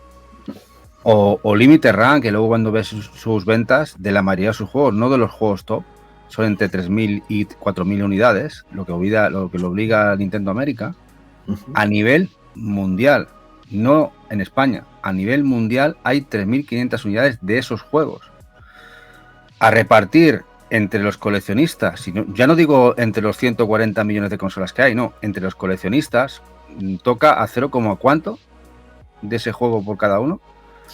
Esto a futuro puede ser una auténtica locura. El que quiera buscar ciertos títulos va a ser complicado porque en el momento que esos títulos acaben en casa de un coleccionista real, no en casa de revendedores o especuladores, ese juego va a desaparecer completamente X años. Y van a estar muchos juegos muy desaparecidos, muy buscados, porque no va a haber stock. Van a ser los padres, van a decir, no, esto no existe. Salió porque sabemos que se vendió, pero no existe. En fin. Ahora parece que todo está muy reciente, que todo hay stock o tal, pero estamos en ello y cuando pasen 3 años hablaremos del tema. Bueno, y este es el último juego que veis, que la gente se ha quejado de que sea el último y que se hayan despedido con este, pero a mí me pareció una apuesta muy interesante, que este juego salga, que se ve muy bien y que ya además sea cooperativo y que estés con gente nadando por ahí buceando, y me parece un juego va a tener éxito este juego a lo tonto, en el Ocean. Y es que la Switch es una muy buena consola para sacar este juego. Este juego, si lo sacan en PlayStation 4, yo creo que vende 4 copias, o en PlayStation 5. La Switch tiene un parque de jugadores, tiene pues muy afines a esta temática, y la verdad es que me ha molado mogollón que revivan esta saga, que me parece una chulada. Como dice Candemania, que lo voy a poner aquí, el Direct japonés tuvo muchas más cositas. Sí, hemos puesto algún tráiler de los juegos que salieron. También el Gundam Breaker 4, que también sale en Occidente, en físico también, el Gundam Breaker 4, y alguno más, incluso un ítem de una guitarra, Diego, muy chulo, a tocar la guitarra española. Muy guapo, muy chulo. Muy interesante. Y sí, lo bueno que, como hemos comentado durante el directo, la globalización hace que da igual que salga allí o aquí. al final vas a poder pillar igual. Incluso, como comentaba bueno de Jack, lo vas a comprar en Amazon Japón y te va a llegar antes que en Amazon Prime de aquí de España. Sí, muy guapo este juego también. De hecho, tengo los Alien Ocean, incluso los juegos que hizo Arika, que ahora no recuerdo el nombre, de PlayStation 2, que fueron los precursores de los Alien Ocean de Wii, porque Arika, que nadie se lo olvide, que son los creadores de este juego, los 4 que sacaron o que los editó Capcom, y ya sería su 5ª entrega de esta saga. Curioso. Bueno, pues visto esto, no vamos a dejar ya Nintendo Switch porque creo que no vamos a sacar nada más en claro y vamos a dejar paso a Bono de Diego, que nos tiene preparado una cosita ahí muy chula. Bueno, preparado es mucho decir, pero sí voy a sacar algunas cositas. Hoy había pensado como tema,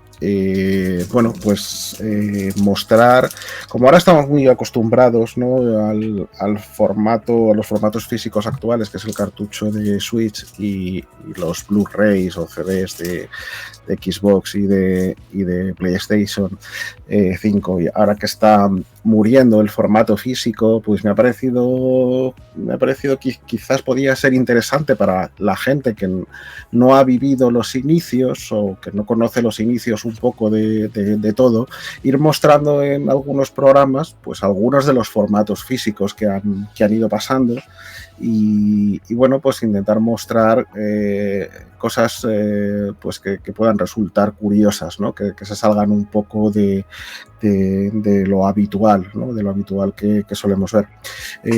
Sí, he sacado unos poquitos, no demasiados, pero para ir viendo hoy, para que me vayáis dando vuestro feedback y vuestras impresiones de esos formatos físicos que os parecen. Y bueno, pues si luego triunfa y esto le gusta a la gente, pues sacaremos más formatos raros, ¿de acuerdo? Porque hay muchos. El primero que os traigo por aquí es el de, precisamente, vamos a ver, que saque por aquí. Aquí dejamos el Bono de Diego en grande. Espera, no, todavía no, que no he sacado todavía el formato, pero estamos en ello. Dame un segundito. A ver si os saco. Curiosamente, la primera consola de todas de la historia, porque solemos pensar que las primeras eran todas tipo Pong y que traían los juegos integrados, pero la primera consola de todas de la historia, la Magnavox Odyssey, que como sabéis, bueno, pues salió a la comercialización pues en el año 1972, traía juegos intercambiables. Los juegos venían en esta especie de peinetas, ¿no?, que eran como un circuito. Y bueno, cada circuito de estos se introducía en la consola a modo de cartucho y realmente lo que hacía es un juego de luces distinto en la televisión. Esto se jugaba conectándola a la televisión, se sintonizaba la televisión y esto emitía unos haces de luces en diferentes posiciones.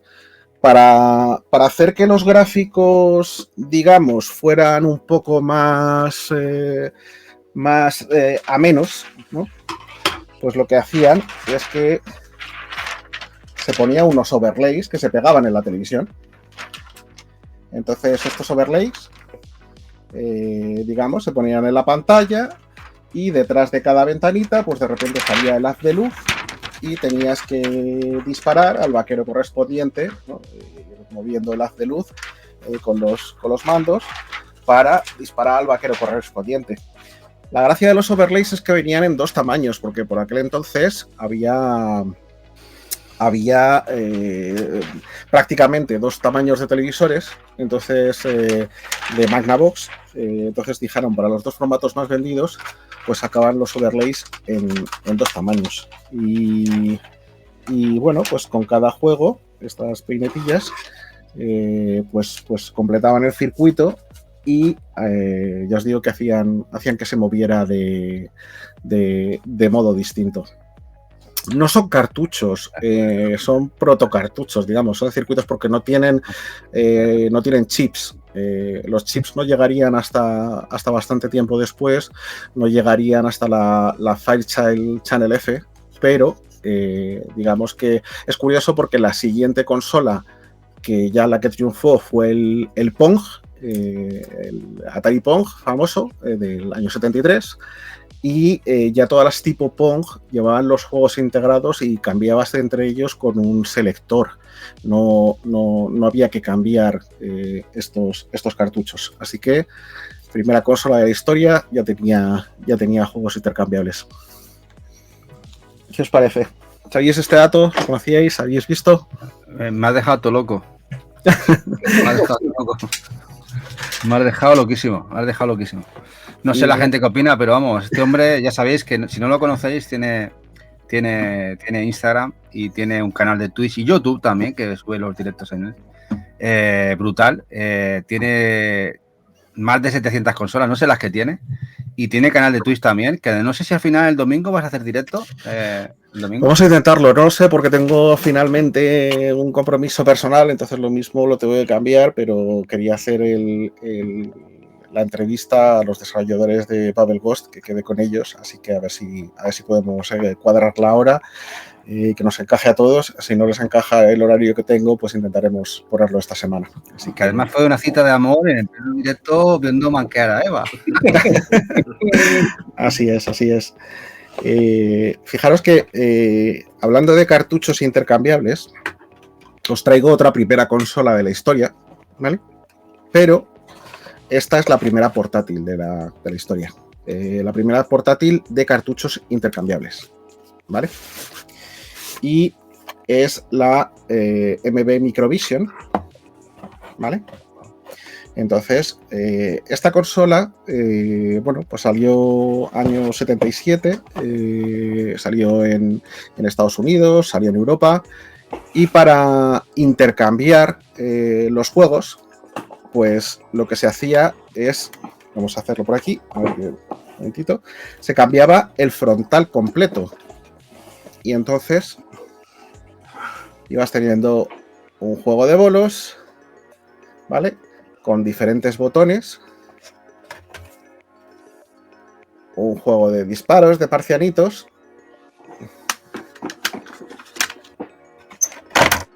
anda, mira, el juego de los barquitos, efectivamente, ahí está.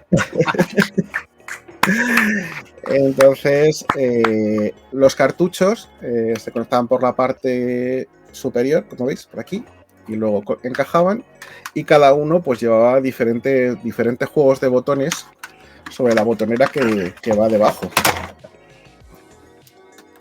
Vamos a ver, quitamos, ¿veis? Se le quita todo el frontal, toda la carcasa, y este área es la táctil donde presionaban los botones y bueno, pues le cambiaba, se le ponía el juego de Sea Duel, por ejemplo, de los barquitos, clac, clac, y habías cambiado la carcasa y el juego. Es una forma un poco extraña, ¿no?, de cambiar los juegos, pero como veis, pues toda la consola, todo el cartucho era intercambiable. Esta veo que Barugón, efectivamente, sí la conocía. Qué locura. Baru, ¿cómo tienes todas esas cosas? Si solo tienes Play, tú. A mí esta consola me encanta, o sea, desde que la vi, porque además yo tengo la versión francesa, porque aquí no sé si en España tuvo una distribución oficial, pero tuvo una distribución muy pocha, se la tuvo, pero en Francia esto es bastante común. Y desde que la vi la primera vez me enamoré, es una consola súper chula, y luego es que todo el arte de las cajas me parece precioso. Además tiene uno de los juegos, es que es increíblemente preciosa. Y luego los cartuchos te vienen con las cajas, tipo Atari, y te vienen numerados en el canto, con cada uno con el mismo color que o sea, es coleccionable, es una maldita maravilla. Diego, por favor, para ya, que me estás generando necesidad. ¿Tienes por ahí la caja de alguno de los cartuchos? Sí, dadme un segundito, saco las cajas de los cartuchos. Y hay un cartucho, que ese es el que yo busco ya para no comprar ninguno más, que es uno que está basado en Star Trek, que no deja de ser un shoot 'em up de Chichinabo, pero compraron la licencia de Star Trek y hicieron un cartuchito de Star Trek, que luego se les acabó la licencia y volvieron a sacar el mismo cartucho, pero sin la licencia de Star Trek, numerándolo ya como una de sus releases normales. Ese cartucho es bastante complicado de ver. Pues qué gozada. Yo, mira que me encanta también, pero no me quiero meter todavía, pero es que es una gozada lo que está enseñando ahora mismo Diego. Y Sí, increíble sí. que además tú las tengas por ahí, que envidia cochina. Envidia cochina. Sí, a mí estos cacharros viejos me flipan, y el que ha enseñado antes me encanta también con los overlays. Además, el que ha enseñado de los vaqueros es muy fácil jugar, pero luego hay uno que es de carreras. Y el overlay es el circuito, como si fuese un circuito de Micro Machines de Sega. Lo que puedes hacer trampas totalmente. O sea, tú con el botón, con el knob, te puede salir el puntito de luz fuera del circuito y puedes hacer lo que quieres. Puedes pasar de una pantalla a otra. Y entonces, pues dependía mucho del saber jugar la moralidad de tus compañeros, ¿no? Porque podías hacer cabra todo lo que querías.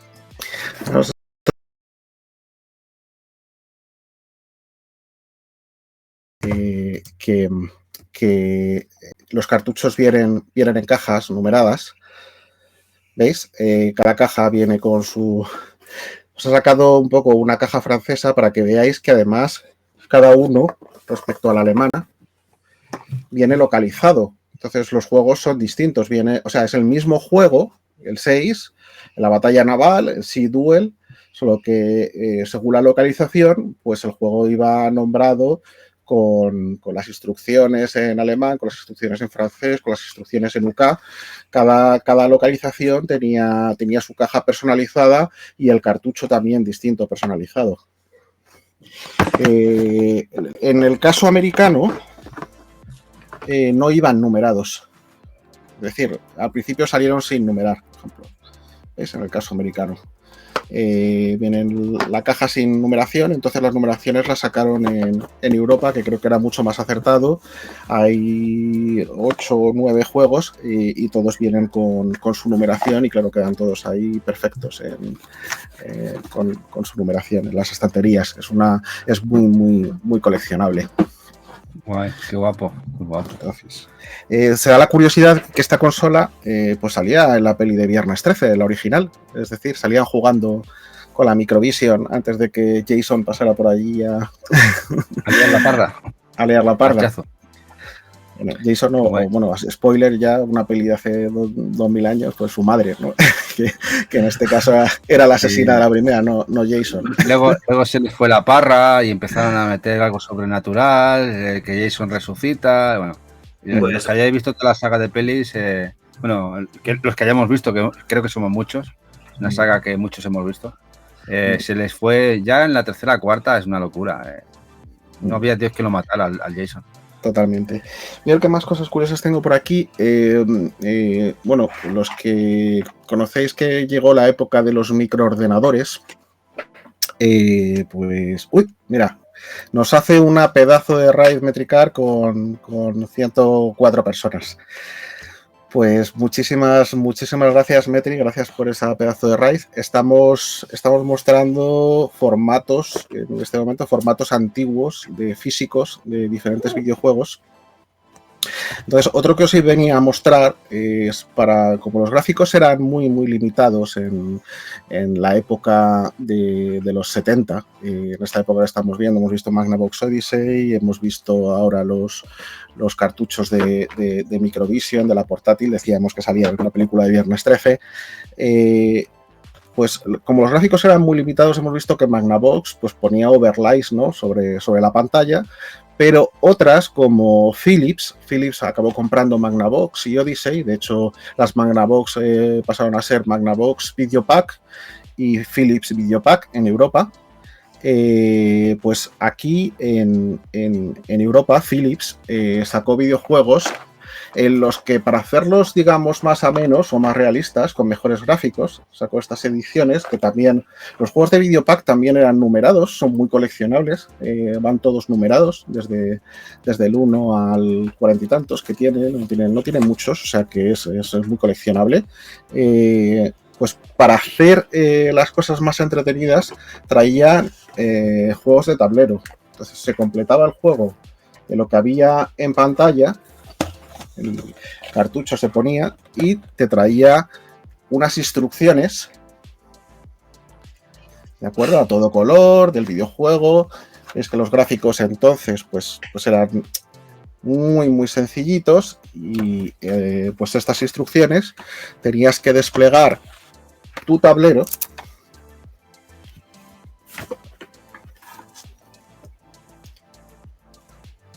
y esto pues era una especie de Risk donde luego ibas poniendo unas fichas magnéticas que ibas partiendo en cuadraditos para poner aquí tengo aquí diferentes cuadraditos de diferentes colores y ibas desplegando tus fichas y pues jugabas a un juego de tablero interactivo con el cartucho en la consola de Videopack de Philips y con el juego de tablero. Salieron varios juegos de estos de tablero en Videopack.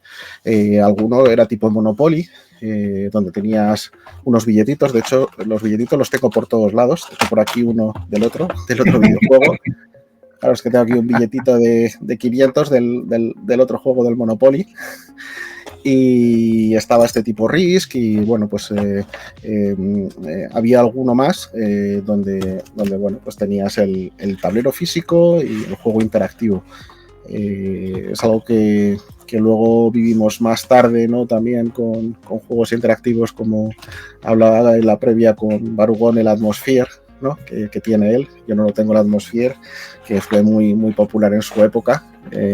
Y bueno, pues para complementar y hacerlo más divertido, pues un juego de tablero interactivo. No sé si los conocíais, ¿qué os parecen?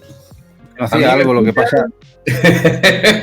Con todo esto no tengo absolutamente ni idea. Yo por viejo sí que los conozco, lo que... Ya te digo, tienes que dejar de enseñarlo porque me está generando necesidad. Porque claro, yo sabía que existían, pero no me quería indagar, pero claro, lo veo, ostras, y me genera... Porque algunos sí que los había visto en la época y me acuerdo que un colega tenía alguno de estos y la verdad es que son muy divertidos, son muy divertidos y sobre todo muy nostálgicos. Te genera esa... que eras un pequeño enano y eso era lo que teníamos en la época. La gente se cree que cuando éramos enanos no había cositas de estas, sí que habían, sí. Muy chulas. Sí, había cosas, eran caras, efectivamente, estaban un poco fuera de nuestro alcance en aquel entonces, ¿no? Estas ediciones tan curiosas. Estas se vendieron mucho, sobre todo en Francia y en Centro Europa, al ser Philips holandesa, ya sabéis, pero bueno, aquí en España no llegaron tantos, pero hay unidades españolas. O sea, si buscáis PAL España, hay de estos juegos de tablero para España. A la suerte yo en esto no me... completos. En esto, si tuviera que conseguir alguna, me daría igual el país, la verdad. Yo con tener el ítem estaría contento. Bueno, sabéis que en la época de los microordenadores, ¿no? Pues lo popular eran las famosas cintas de cassette, ¿no? Que era, Sí. Era digamos, lo más económico en aquel entonces. Realmente no es porque no existieran cartuchos, porque existieron cartuchos para Commodore, que luego acabó haciendo su propia consola, Commodore GS64, una consola sin teclado, que era el Commodore 64, y por ejemplo Commodore pues tenía juegos como este Shadow of the Beast, donde bueno pues había cartucho físico, o sea, había cartucho para jugar como en cartucho. Recordáis MSX, que salían muchos juegos en cinta y que pues también tiene sus ediciones de cartucho. No sé si tengo por aquí alguno de MSX, si no puedo sacar. Bendita Konami. Puedo tirar de alguno de por aquí, de alguna edición Homebrew, que como tengo, pues por aquí sale un Mutants of the Sea, ¿no? From the Deep, de Loco Malito, y sacamos el cartucho y veis que los MSX, pues eso, también tenían cartucho, y de hecho ahora el Homebrew vive una época buenísima, precisamente porque MSX pues se ha abaratado mucho hacer los cartuchos y hay mucho Homebrew, afortunadamente, y muy bueno. Como el que hace Loco Malito, como el que hace pues un Epic Fran, ¿no? Que ha sacado Pampas y Selene, o tantos otros que van saliendo recientemente. Entonces, bueno, un caso curioso, ¿no? Es que al ser cintas, pues los juegos realmente se cargaban por una onda de audio, que es el pitidito famoso este de brrr, ¿no? Que teníamos que ajustar el azimut, o sea, el azimut era el tornillito del cabezal del cassette que no, para que se escuchara correctamente. Pero claro, dio lugar a que salían experimentos como este, que son juegos en vinilo. Aquí vienen varios juegos para ZX Spectrum que vienen en vinilo. En un directo en el canal, hoy por no repetir, he sacado un vinilo. En un directo en el canal pues mostré los FlexiDisc. En otro programa de estos los podemos sacar. Los FlexiDisc eran como tamaño single, pequeñito, que regaló la revista My Computer en UK. Y bueno, pues venían juegos en vinilos pequeñitos para ZX81. Estos son de ZX Spectrum y los otros eran de ZX81. Entonces, pues el mismo principio que el cassette, puedes simplemente enchufar el tocadiscos al Spectrum, pasa las ondas de audio y cargas el juego. Es evidente que el cassette es más o era más económico que el vinilo y por eso triunfó, pero salieron experimentos de este tipo, como el de la revista Your Computer y este es de ZX Spectrum, donde lo tenías en vinilo.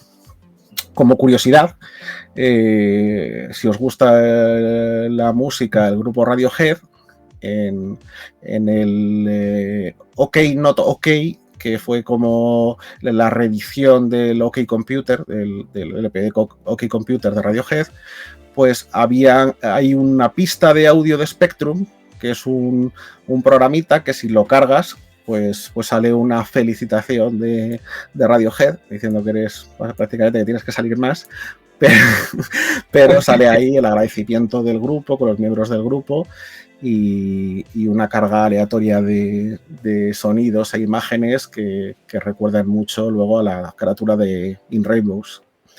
Que si compráis ese vinilo, pues viene esa pista de audio de Spectrum que podéis cargar en un Spectrum real. Sí, y además esta tecnología se usaba mucho, bueno, mucho no, se usó en la transición de los 80 a los 90 como método de almacenamiento de datos. En vez de utilizar disquetes de 3,5 o floppies, se metían en cassettes y se grababan, y luego tenías el programa decodificador que tú te instalabas en tu ordenador y eso y transferías tanto el audio a datos como los datos a audio. Eso sí, tenía una cantidad de errores que tenías que pasar eso 50 veces, porque claro, dependía de la calidad de la propia cinta del cassette, que estuviese en buen estado, que no crease motas de polvo. O sea, era una tecnología que se usó bastante, sobre todo en Estados Unidos. Sí. Y como bien apunta Maite Mítica por aquí, en la radio los sábados por la tarde ponían juegos en audio. Si sintonizabas bien la radio, pues había programas de radio donde podías grabar el juego que regalaban en directo en las ondas. Tenías que ponerlo a grabar ahí, te avisaban, lo ponías a grabar y te regalaban un juego por radio. La revista Micro Hobby regalaba muchos cassettes y en UK pues regalaban estos FlexiDisc que son como una hojita, son muy muy flexibles. Es un vinilo single muy muy flexible que no he sacado hoy por sacar algo diferente, que ya lo saqué en mi stream y bueno, pues si os parece interesante lo podemos sacar otro día. Interesante es y mucho, la verdad. Sobre todo gente que desconoce. Yo el tema de los vinilos desconocía bastante. El tema, yo sé que lo de los Laserdiscs, pero vinilos muy, muy pillado me he quedado. Sí, al final al ser ondas, ahora sí es cierto que se están haciendo más vinilos, sobre todo hay mucha en Commodore, que hay mucha, digamos, mucha escena de chiptune, ¿no? de hacer música con Commodore de tipo chiptune, pues hacen discos de vinilo que tienen algunas pistas de chiptune y además tienen tienen algunos juegos incluidos en otras pistas. Entonces tienes juegos y música en esos vinilos. Y dicen por aquí lo de los VHS, efectivamente, Rolling Pizza dice, yo sabía por VHS, pero vinilos no lo sabía. Si os gusta un poco este formato, en otro stream, en otro podcast, traeré vinilos y traeré Laserdisc, porque si recordáis, y traeré VHS y Laserdisc. Incluso hubo una consola americana, la Action Max, que funcionaba solo con VHS. Entonces, dices, ¿cómo se puede jugar con un VHS? ¿No? Porque al final un VHS no puedes cargar el juego, es un vídeo. Pues como funcionaba con el VHS es que el objetivo de los juegos era alcanzar la máxima puntuación posible.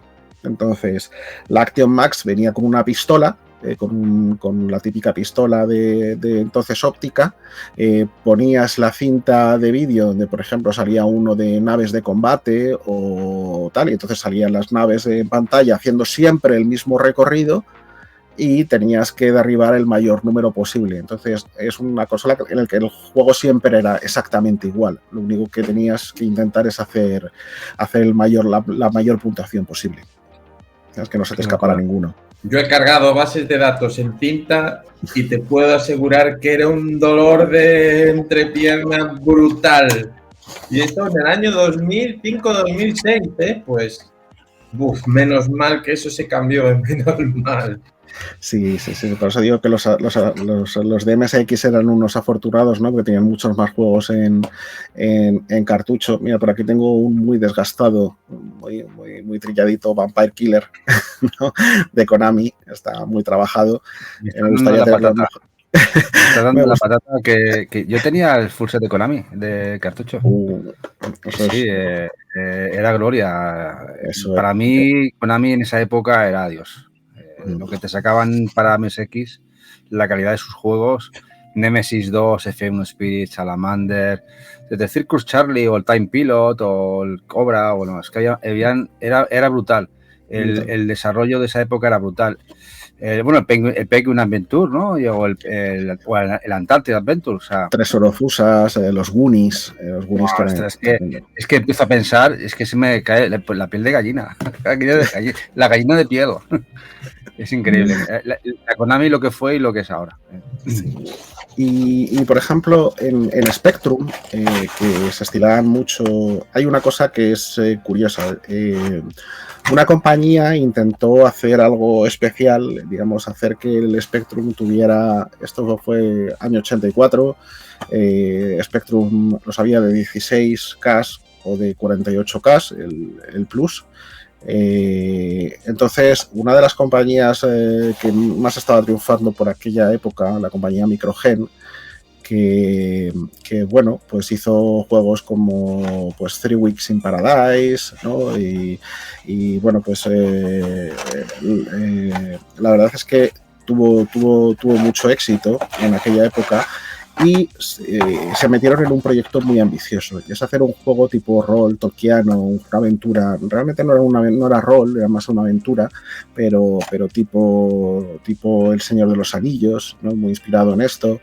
Y claro, pues el Spectrum se quedaba muy corto para estas cosas, entonces se les ocurrió hacer un dispositivo que ampliaba la memoria del Spectrum.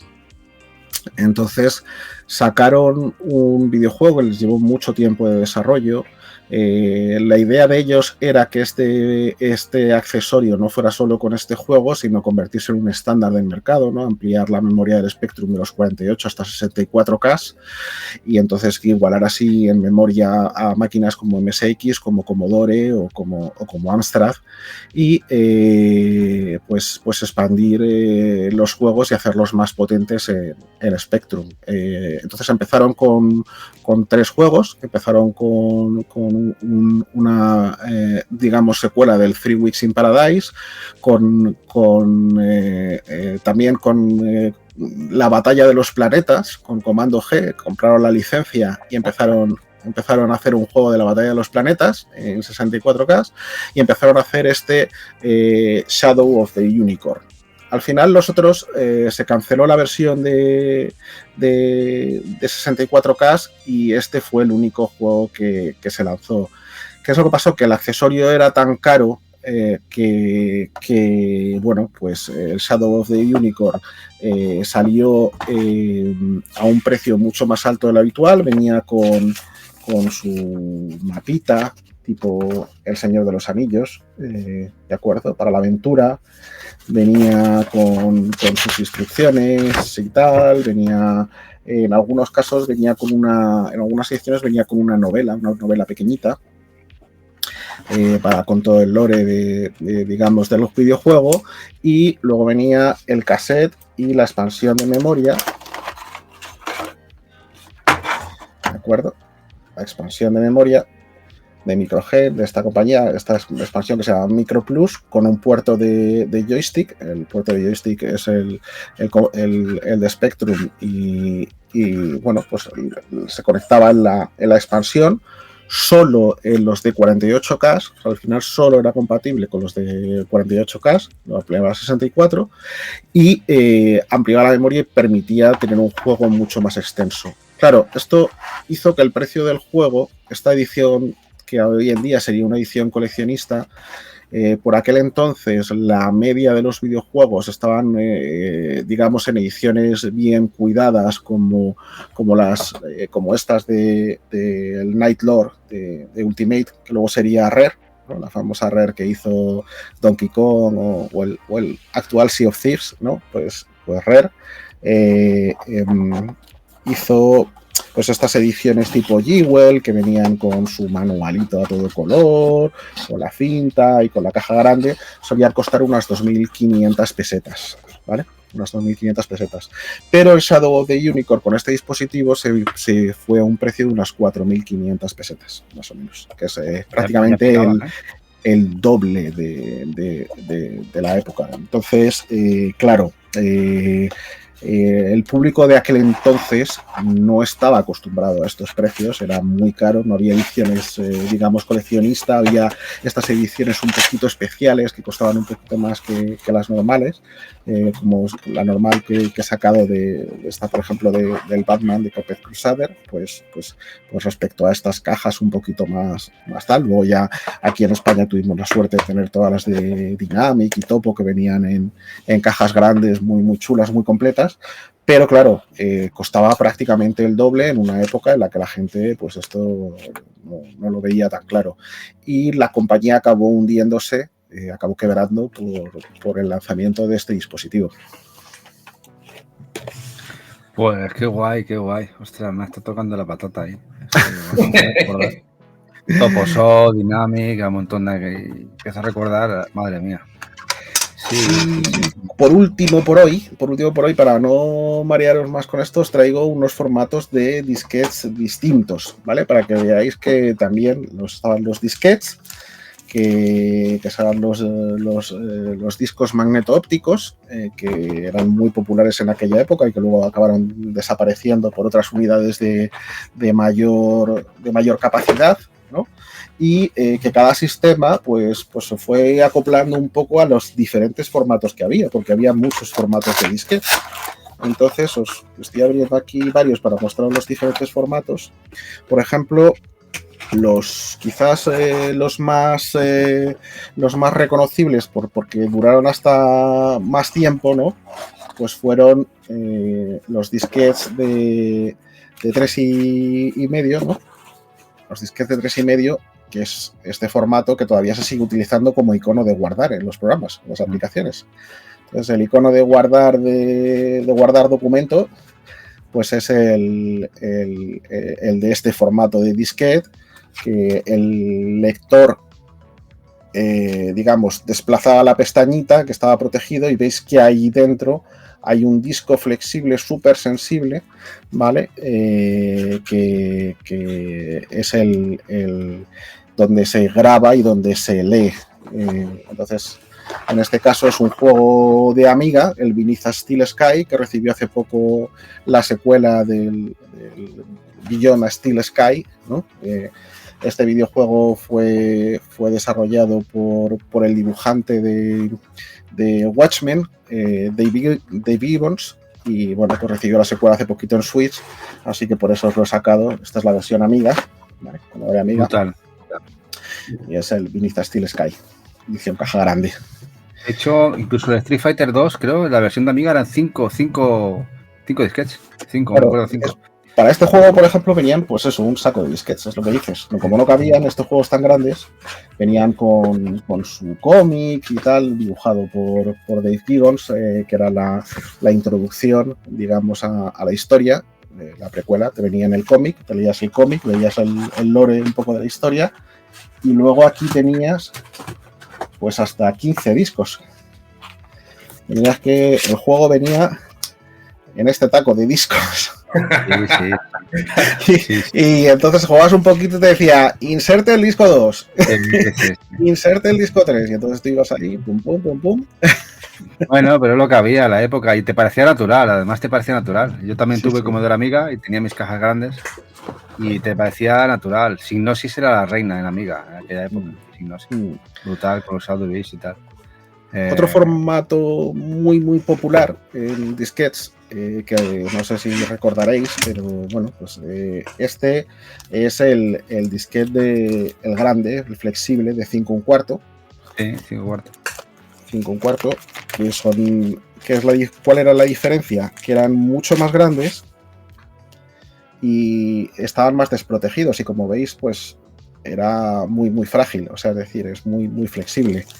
Estos hay que cuidarlos con mucho amor y mucho cuidadito, porque eso, las motas de polvo, todo este tipo de cosas, pues están más expuestos. Tened en cuenta, veis que aquí directamente está el agujero para leer el disco, y no hay esa puertecita que los protegía como los discos de 3,5, sino que los discos de 5 1/4 pues están totalmente desprotegidos.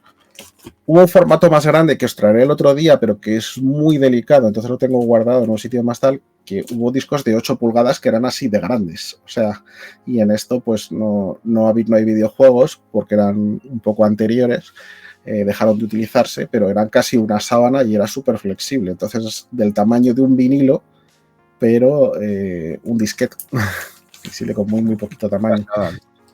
Y este pues lo he traído en honor a las chicas y al podcast de las chicas. Seguidnos al podcast de chicas, que es uno hecho por una chica, por Roberta Williams, el King Quest 5, la edición española de Sierra. Esto es un juego que es un clásico y que programó Roberta Williams, la creadora de Sierra, y bueno, pues para que veáis que las mujeres también hacen cositas interesantes en el videojuego, como inventar casi las aventuras gráficas. No, hubo una creadora, el River Raid, creo, que es uno de los shooters más potentes de Atari, que lo hizo una mujer, que además luego fue un tiempo la CEO de Atari también. Y eso era un juegazo para la época, cuidado, que la gente se piensa que las mujeres llevan aquí 4 días y no, llevan desde los inicios. Totalmente desde los inicios. Efectivamente. Y bueno, pues este King Quest 5, sabéis que la saga King Quest salió un poco también en la película Big de Tom Hanks, ¿no? Al inicio está jugando a un juego tipo King Quest, no es exactamente igual porque no tenían con la licencia, ¿no?, para usarlo en la película, pero se ve claramente que es un King Quest inspirado en este. Y los 2 formatos de disco que me quedan, y con esto ya os dejo de dar la chapa de los formatos, ¿vale? Agarrar a los formatos físicos desaparecidos. Amstrad, por ejemplo, optó por el formato de discos de 3 pulgadas, un poquito más pequeños, un poquito más grandes. También tenían sus protecciones y tenían que eran de doble cara, es decir, que estos discos, a diferencia de los otros que eran de cara simple, pues los sacabas, le dabas la vuelta y cargaba también por la otra cara. Eran discos de doble cara. ¿De acuerdo? Parecen los de Famicom, ¿no? Que es el último formato que traigo. adelantado ya, te has adelantado. Ahí está Jack, que es un poquito más grande que los de Famicom Disk. Y aquí tenéis los discos de Famicom. En el caso de Famicom, pues os traigo Castlevania, ¿vale? Y bueno, pues los discos de Famicom que se quedaron en Japón, los Famicom Disk, pues venían en este formato de disquetes que, bueno, pues los podéis encontrar en este tipo, incluso los había grabables. Es decir, que había kioscos en Japón donde llevabas un disquete de estos virgen, comprabas el juego y te lo grababa en el disco flexible de Famicom Disk.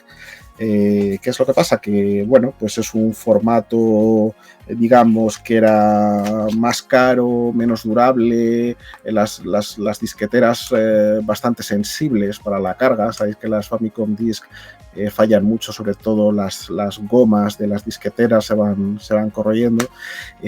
Son formatos, bueno, pero que es curioso que muchas veces se habla de la durabilidad de los videojuegos, que si las memorias de Switch van a morir muy pronto y tal, y aquí tenemos formatos súper frágiles y que 40 años después pues siguen dando guerra y siguen funcionando.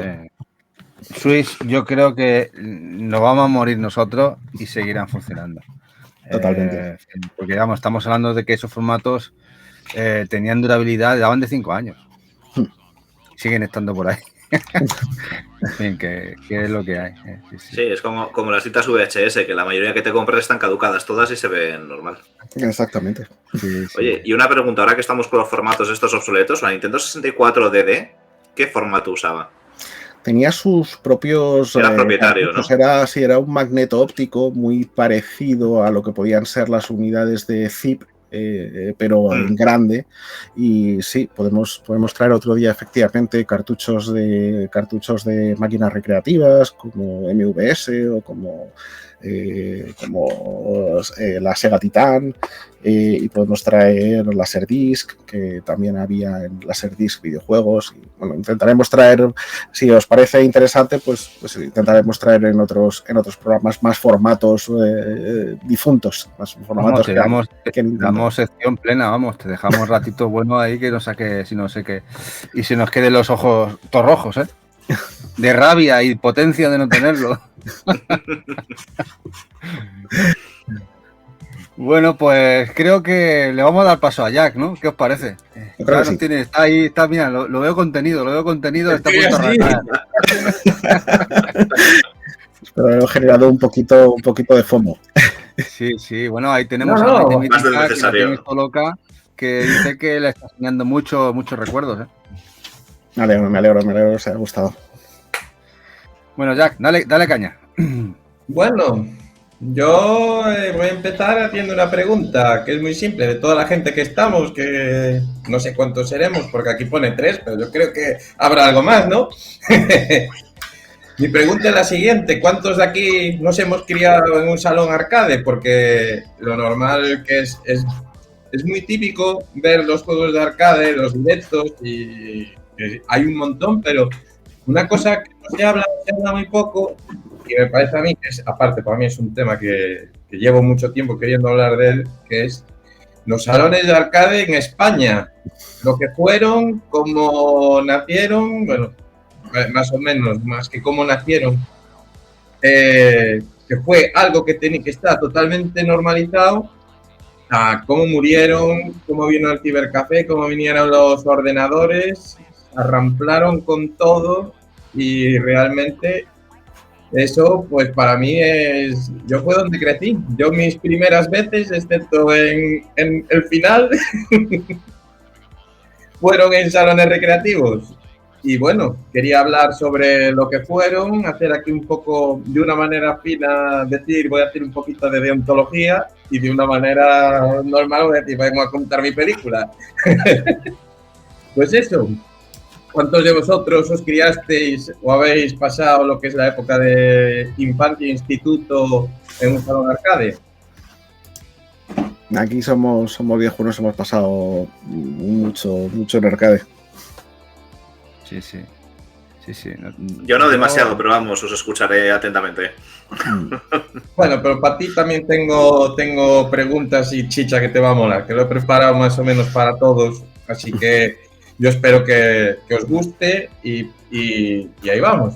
Bueno, vamos a hablar, yo sobre todo me voy a enfocar en lo que es la época, sobre todo la gloriosa de los salones arcade, ¿no? Que fueron los 90.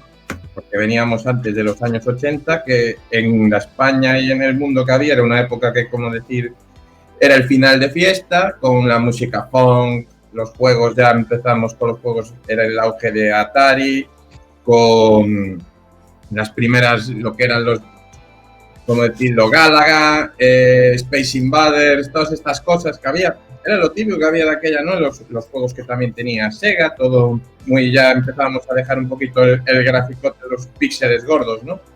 Y veníamos de los 80, que fue ya la época de, bueno, ya ese fin de fiesta, psicodelia, ya como quien dice, la sociedad estaba en un ambiente de fiesta y de música que se podría considerar que era como un after, ¿no? Ya en plan música, la brujería, las películas de, por ejemplo, el ejemplo para esto para mí es Robocop, que ponían sangre, desmembramientos y eran y las veían niños, ¿no? No es como ahora que había el problema que había la censura que tenemos. La época de la censura yo creo que empezó en los 90. Bueno, pues veníamos de eso, ¿no? Y en España no íbamos a ser menos que el resto. Y bueno, el salón recreativo en una época que tampoco había teléfonos móviles, todos teníamos en casa el teléfono de gira y poco más, ¿no? Quedaba donde en el salón recreativo. Yo la primera vez que entré recuerdo ir con mi padre de la mano, ¿no? Y jugar por primera vez al Ghosts and Goblins, que fueron los 5 duros más volatilizados de mi vida, porque no me duraron, yo creo que no llegaron ni al minuto. Aparte, me duraba eso, que era una época que los juegos ya eran difíciles a rabiar y ya no solo de lo que se hacía para videoconsolas, ¿no? Que estaban destinados para durar, sino los que había en los salones recreativos que estaban destinados para sacar cuartos. Y un chaval con 10 años te plantan delante de Sir Arthur lanzando lanzas, enamorado desde el minuto 1. Pero ¿qué pasa? Que tanto fue mi amor desde el minuto 1 como mi decepción en el minuto 2 cuando esos 5 duros volaron, ¿no? ¿Vosotros de esa época de chavales tenéis algún juego que os frustrara, que dijerais de decir, buah, meto los 5 duros con unas ganas enormes que llevas toda la semana deseando jugar y te han durado 30 segundos? Muchos, yo recuerdo muchos, desde luego, de la época. Recuerdo, yo creo que uno de mis primeros juegos arcade, desde luego, sí, yo creo que fue probablemente, no sé si Galaga o Fénix, que era uno que jugaba mucho por aquella época. El Fénix, recordáis que eran esas especies de aves que iban bajando y luego había una nodriza ahí gigante que tenías que ir abriendo el hueco y partías las aves y se convertían como en huevos, ¿no? Había unos huevos que se rompían y tal. Uno de navecitas, desde luego. Recuerdo jugar al Fénix, al Space Invaders, recuerdo el Pac-Man mucho, Rally X, que es un juego muy, muy, muy divertido, visión cenital, tenías que moverte por una especie de laberinto y te perseguían otros coches y tenías que huir de ellos, muy al estilo Pac-Man. Solo que tenías ahí como un poquito de aceite para tirar y cegarles y despistarles. Y tenías que ir recogiendo unas banderitas por el mapa. Y recuerdo el Scramble, que digamos fue uno de los primeros juegos que vi con scroll. Era la nave de scroll horizontal, era un juego de Konami que tenías que ir lanzando bombas, esquivando elementos, y que yo creo que fue como un previo de los famosos Salamander, Nemesis y todos estos, y todos esos los recuerdo en arcade. Aunque quizás mis mejores recuerdos del arcade fueron posteriores y fueron con Yo creo que donde más dinero me dejé fue tanto en las máquinas de Sega, que eran montables, todas aquellas famosas, el Outrun, el Afterburner, el Hang-On y el Enduro Racer, que tenías ahí, que eran máquinas con moto, con coche, te montabas en la cabina del avión, y el Gauntlet, que era a 4, y ahí jugaba con mis primos, nos poníamos ahí, empezamos a echar monedas e intentar pasar el mayor número de niveles, un dungeon crawler de vista cenital, y aquello era una maravilla, poder jugar varios amigos a la vez la misma partida y tal, aquello era gloria. Yo sí que lo recuerdo. Bueno, ya lo he comentado antes, algún día. Para mí el primero fue el Asteroids. Juego Atari, 5 pesetas valía la máquina. Maravilla. Asteroids. Le tengo mucho cariño a esa máquina. Y luego, pues lo que habéis comentado, el Galaga, y compañía y sucedáneos. Luego le metí mucha caña al Raigar. Al Raigar, me acuerdo de la época, jugué muchísimo al Raigar y alguno más. Y después ya el Metal Slug y sobre todo ya cuando vino el Street Fighter y los juegos de SNK, el Legend of Heroes y el Street Fighter 2, el Mortal Kombat, éramos la peña, los compañeros y nos íbamos al Frankfurt de siempre en el pueblo y allí tenían varias máquinas, tenían la de Mortal Kombat, tenían también el Legend of Heroes y de SNK y el Street Fighter 2. Y era pasarnos tardes y tardes y tardes los fines de semana antes de ir a la disco, antes de ir a un cine o hacer lo que fuera. Era pasarnos, ir a cenar, o sea, te comías el bocadillo, el Frankfurt y te ponías allí, bueno, y era 5 duros, entraba uno, salía otro y se mantenía que ganaba. Y eran unos piques brutales, Allí aprendías de verdad a jugar. Porque no querías salir, claro, igual ibas con el dinero justito para no sé si íbamos a un cine o íbamos a tomar unas cervecitas o un bocadillo y el dinero justito para la máquina y tenías que aguantar allí lo que pudieras, ¿no? Y qué risas y qué bien nos lo pasábamos. Tengo muy buenos recuerdos de aquella época, pero muy buenos. Y luego ya salones recreativos como tal. Creo que mi época fue cuando era más chiquitillo y mi padre me daba en la semanada, yo me gastaba en el dinero en el Asteroids, en el Raigar, Metal Slug, pero mi mejor época es a posteriori, más grande, con 16 años, 15, 16 años, es las tardes con los colegas cenando y jugando, ¿no?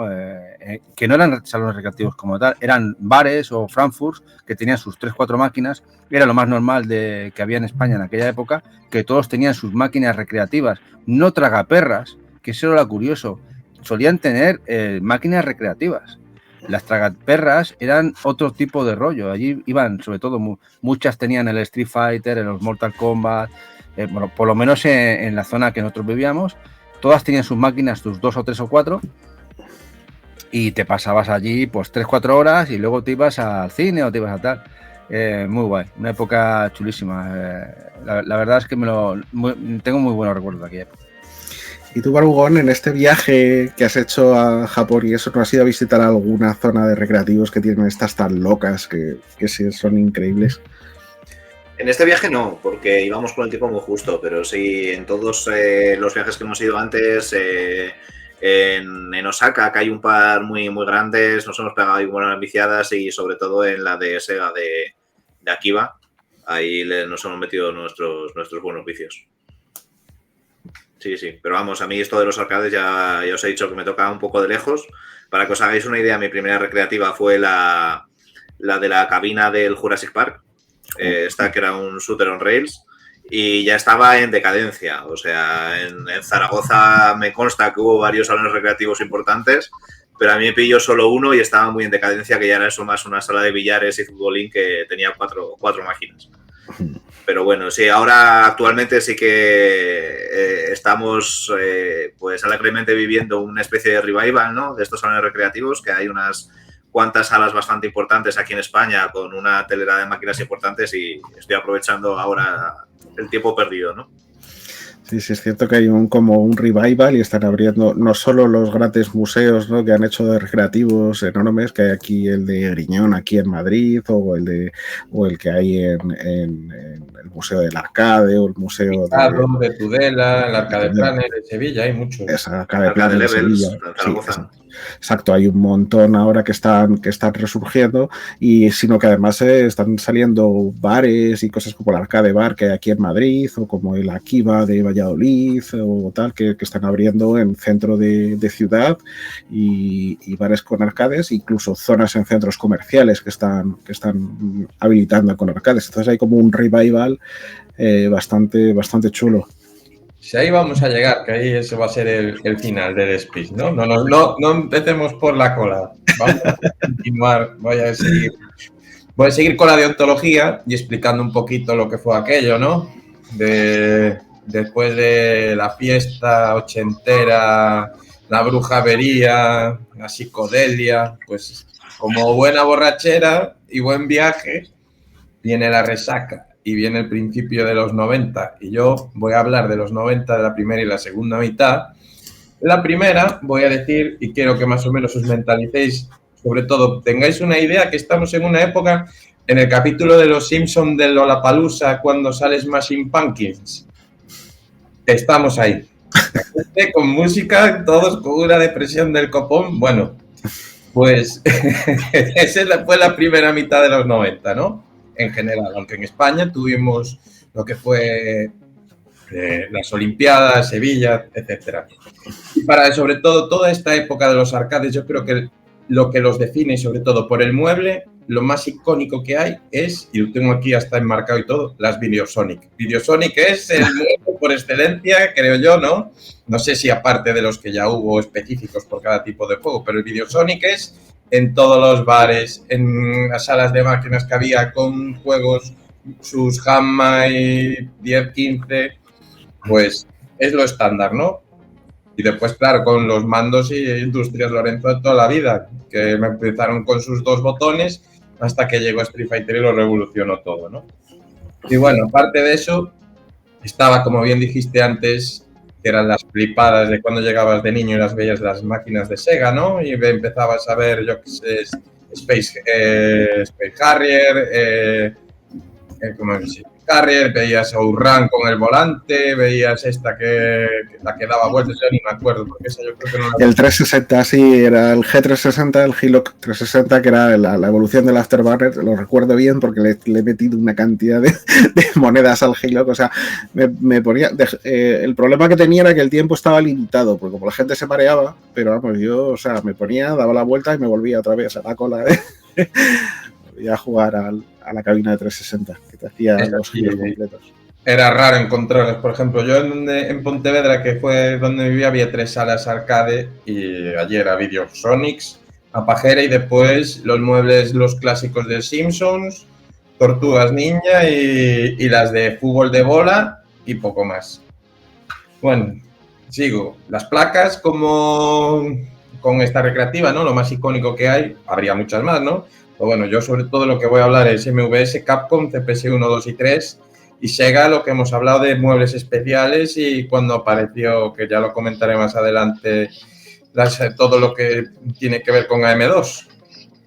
Y bueno, hablamos ya más o menos, comenté lo que fueron los 90, una época de música, sobre todo la parte de presión. Estábamos en una época en España con Pearl Jam, Nirvana, la muerte de Kurt Cobain. Grunge. Sí. Más o menos para que la gente, lo comento, más que nada para que la gente se haga un poquito la idea, ¿no? De lo que era el estilo musical que había. Era la época también de cuando estaba Metallica un poquito ya con el thrash, después justo de que muriera el bajista de Suecia, etcétera, etcétera, ¿no? Y también una época que era cuando empezó el CGI, y en películas, ¿no? Fue cuando empezaba el CGI cutre, y veníamos de los 80, de todo aquello que había sido Robocop, Terminator, que no había respeto por nada ni nadie, censura ni nada, y empezaron con los videojuegos, que los videojuegos hicieron mucho eco de esto, de las pelis de ninjas, donde había ninjas por todos lados. Y esto influyó mucho en los juegos y sobre todo en los arcades, porque también uno que me pareció de los chungos, vamos, era ¿cómo se llama? Que lo había en Super Nintendo también. Vale, ahora me voy a olvidar. Y nada, aparte de eso, bueno, y estaba uno que ya lo saqué una vez aquí en el canal, que era el Ninja Kids, que era un beat'em up bastante bueno, también ninjas, que ya lo comentaré más adelante. Bueno, aparte de eso, era época de institutos y una cosa que había, porque era donde vivía la mayor parte, donde echábamos el rato, estaba la tribu de los colegas de instituto, los grupos y las tribus urbanas de aquella, ¿no? Los metaleros, ¿pertenecisteis vosotros a alguna? Los góticos, no te metas con los metaleros, no te metas. Cuidado, que... Yo era rapero, bueno, era y soy. Hay un problema conmigo rápido, Una cosa, yo sí era muy grunge de aquella época y metalero, estas cosas, a mí la música grunge y el metal es lo que me tiraba. Yo sigo escuchando, o sea, mi playlist de Spotify parece una ouija, o sea, están todos muertos, quedan muy poquitos. Y bueno, pues recuerdo mucho de la época de los 90 que fue un bombazo muy fuerte. No sé si os acordáis, la época de la realidad virtual, que esto es como vuelve, ¿no? De vez en cuando van viniendo la VR, pues la VR no es de ahora, ¿recordáis? ¿Os acordáis de la película de Pierce Brosnan que era de guion de Stephen King, la del cortador de césped? Que pues salieron recreativas de realidad virtual en aquella época, en los 90, y era una recreativa, no sé si os acordáis, que era como un círculo donde te subías, era como si estuvieras en una cinta de un gimnasio, te subías ahí en ese círculo, te ponías un casco de realidad virtual ahí grandote, estabas ahí todo conectado. Y los gráficos eran bastante poligonales, muy PlayStation 1, pero por aquel entonces aquello incluso más primitivos, yo creo, como los Virtua Rally o como una cosa así, ¿no? O sea, como Hard Driving y estos juegos que fueran muy poligonales de aquella época, pues se puso una moda del VR en el que salieron varias películas, sí, comentan por aquí Johnny Mnemonic, por ejemplo, salió una película que se llama Free Jack, que salía Mick Jagger y que también era así de tipo realidad virtual. Salía esta también de Denzel Washington, Virtuosity también de realidad virtual. Y luego hacia finales de los 90, pues más todavía con Dark City, Level 13 o Matrix, que fue el cierre de los 90. Sí, Matrix es del milenio pasado, 1999. Y todo esto nos llevó a una moda de las VR, ¿no? De la realidad virtual, que estuvo muy presente en aquella época. Había festivales aquí en España, en Barcelona estaba Art Futura, estaban festivales así importantes de estas cosas. Tuvo un boom enorme y luego desapareció en la nada y no volvió hasta hace poquito. Y muy curioso que no arranca VR2 en Sony, Y viene de lejos el tema de la realidad virtual. Yo creo que llegaremos a ver algo potente a futuro, pero todavía es una tecnología muy cara y de desarrollo y asequible para la gente. Y todavía no está preparado el tema. Pero bueno, ya veremos. Sí, pero fijaros que Sony está apostando por ello, está Oculus, está Apple metido en la realidad virtual. Parece como están apostando fuerte. Y Sony está estudiando ahora meterse en PC, hacer compatible VR2 con los juegos de PC. Sí, algo he escuchado, sí, que parece que sí. Pero hasta que esas gafas no valgan 100, 200 euros, no va a llegar al público más generalista. Y ese es el gran problema que tiene, que es un ítem todavía demasiado caro. Es un ítem muy caro. Sí. Nada, aquí la pregunta de Rolling. ¿Llegaremos al punto de Ready Player One? Yo he puesto que sí, que veremos algo parecido, no a ese nivel de locura, pero sí veremos realidad virtual, realidad aumentada o tal, muy parecido en pocos años, en 20-30 años. Que nosotros igual lo vemos, no lo sé, pero que nuestras generaciones futuras sí, y tanto que sí. al paso que vamos, sí. Pero bueno, que aún le queda un poco, para llegar a eso. Aparte, ahora que habláis de eso y volviendo un poquito atrás, la máquina de Jurassic Park no era de las que también iba con gafas, que podía, la del coche. Las que yo jugué, yo he jugado 2 versiones, la primera que salió junto con la película y la segunda que salió más hacia el mundo perdido, y las 2 eran sin gafas. Yo creo que había una con gafas, pues bueno. Había una de Alien, creo, me suena que había una de Alien que no sé si tenía gafas, pero sí que te hacía esta pantalla con espejos, te hacía el efecto de 3 dimensiones, pero creo que no llevaba gafas. Había una que yo creo que era de Jurassic Park, que ibas con las gafas también con las rojas y verdes, también muy noventero. Jonas, aquí sois todos metaleros excepto yo. ¿Y tú qué eres, rapero? Yo era de los hijoperos del pantalón a la altura del culo, ropa floja y tira para adelante. Pues si hubieras pasado por mi barrio te hubiéramos caneado, Y bueno, aparte de las tribus, lo que había eran los personajes, que los personajes, había una serie de personajes en los salones recreativos, que era muy típico, que siempre había el típico tieso que te venía a pedir los durillos sueltos, ¿no? Eso aún sigue habiendo hoy. Bueno, teníamos, me acuerdo que ya sabéis que en la época nos pegó muy fuerte la heroína, pero muy fuerte. Los recreativos eran muy habitual. Y los recreativos, los yonkis estaban allí metidos. Llevas las monedillas. Sí, y bueno, yo más de una vez había tenido que salir corriendo. Y no es coña. Sí, pero correr. Me sableaban rápido. Y eso era muy normal en la época. Y pasa que luego ya, por suerte, yo en donde yo vivía, mi amigo era hermano de alguno de los yonkis y empezaron a conocerme. Y este es el amigo de tal, y ya empezaron a dejarme tranquilo. Pero allí era peligroso. En los años que estábamos nosotros, ir por un salón recreativo, ser menor de edad, eras el centro de atención, la diana perfecta para sablearte lo que llevaras. Sí, era complicado. Después estaban, que también lo comenté alguna vez aquí, el hombre guía, que después fue el que evolucionó al hombre solitario. El hombre guía era el que se te ponía al lado, no tenía un puñetero duro y veía de tanto ver a la gente jugar, sabía jugar de boquilla y te contaba pues cómo tenías que hacer las técnicas, por dónde tenías que seguir en los caminos. Y ahí estaba el tío, y ese fue el que evolucionó al desgraciado hombre solitario, que es el que te dice cómo tienes que jugar cuando llegó el Windows 95, donde pone las cartas de solitario. Injartible. Y después, ¿qué más tengo yo por aquí?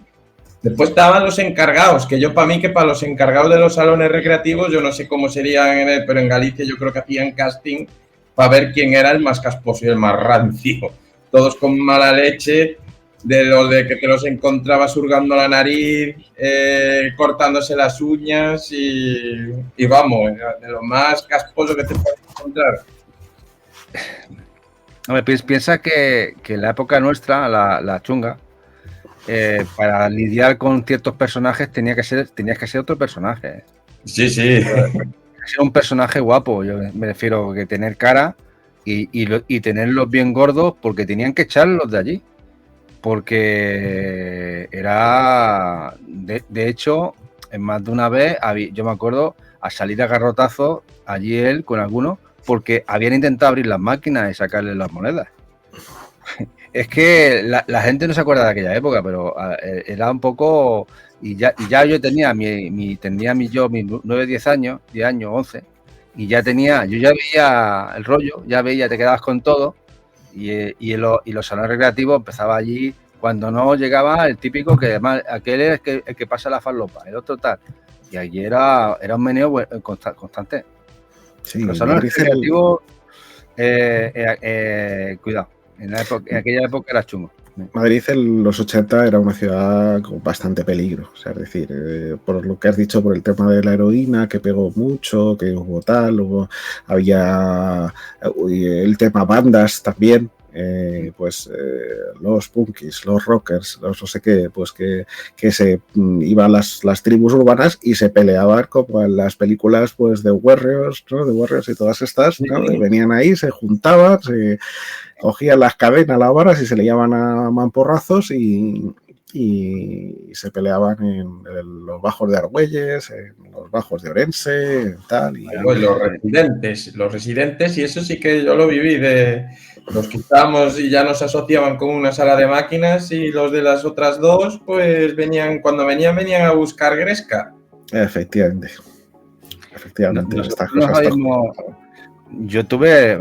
Nosotros éramos metaleros.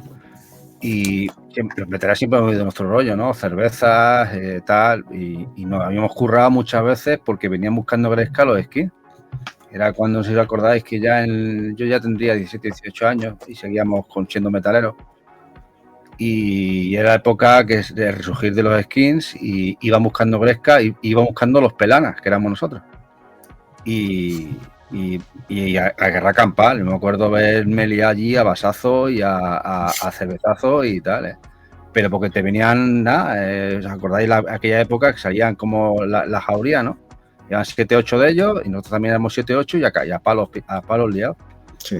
Era del ego, y nosotros que éramos bastante tranquilos, pero bueno, tontos no éramos, y además éramos grandes, porque ya en aquella época éramos tíos grandes. Antes me refiero de corpulentos y fuertes. Pues nada, allí a torta limpia. Pero bueno, también como evolucionado. Que aquella época a torta limpia, pero no acabábamos tan lisiados y tan mal como acaban ahora. No.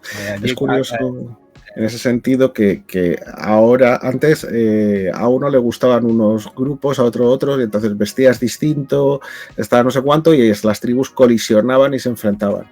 Ahora escuchas cualquier música de aquella época y los mismos ya con 40 o 40, 50 años decimos, qué buena música, todo lo de... Te gusta lo que antes te gusta todo, y decías, joder, qué tiempos aquellos más buenos. Y ahora...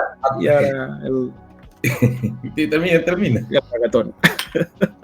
O ya hablando de tortas, ¿no? Qué mejor que para enlazar las tortas, y ya empezando a hablar un poquito del meollo de los videojuegos, que es de lo que va este podcast, que los beaten up, que es lo más significativo de el primer cuarto de los 90, ¿no? Final Fight, que era la máquina que yo creo que hasta que vino Internet mucho después, muchos nos costó horrores, por no decir que era imposible terminársela. Vino Crime Fighters con el primero, con el segundo, con el Vendetta, que como la tuvieras sin censura en tu sala de máquinas, era ambrosía pura, sobre todo cuando te venían los perros y los hombres que vestían de cuero.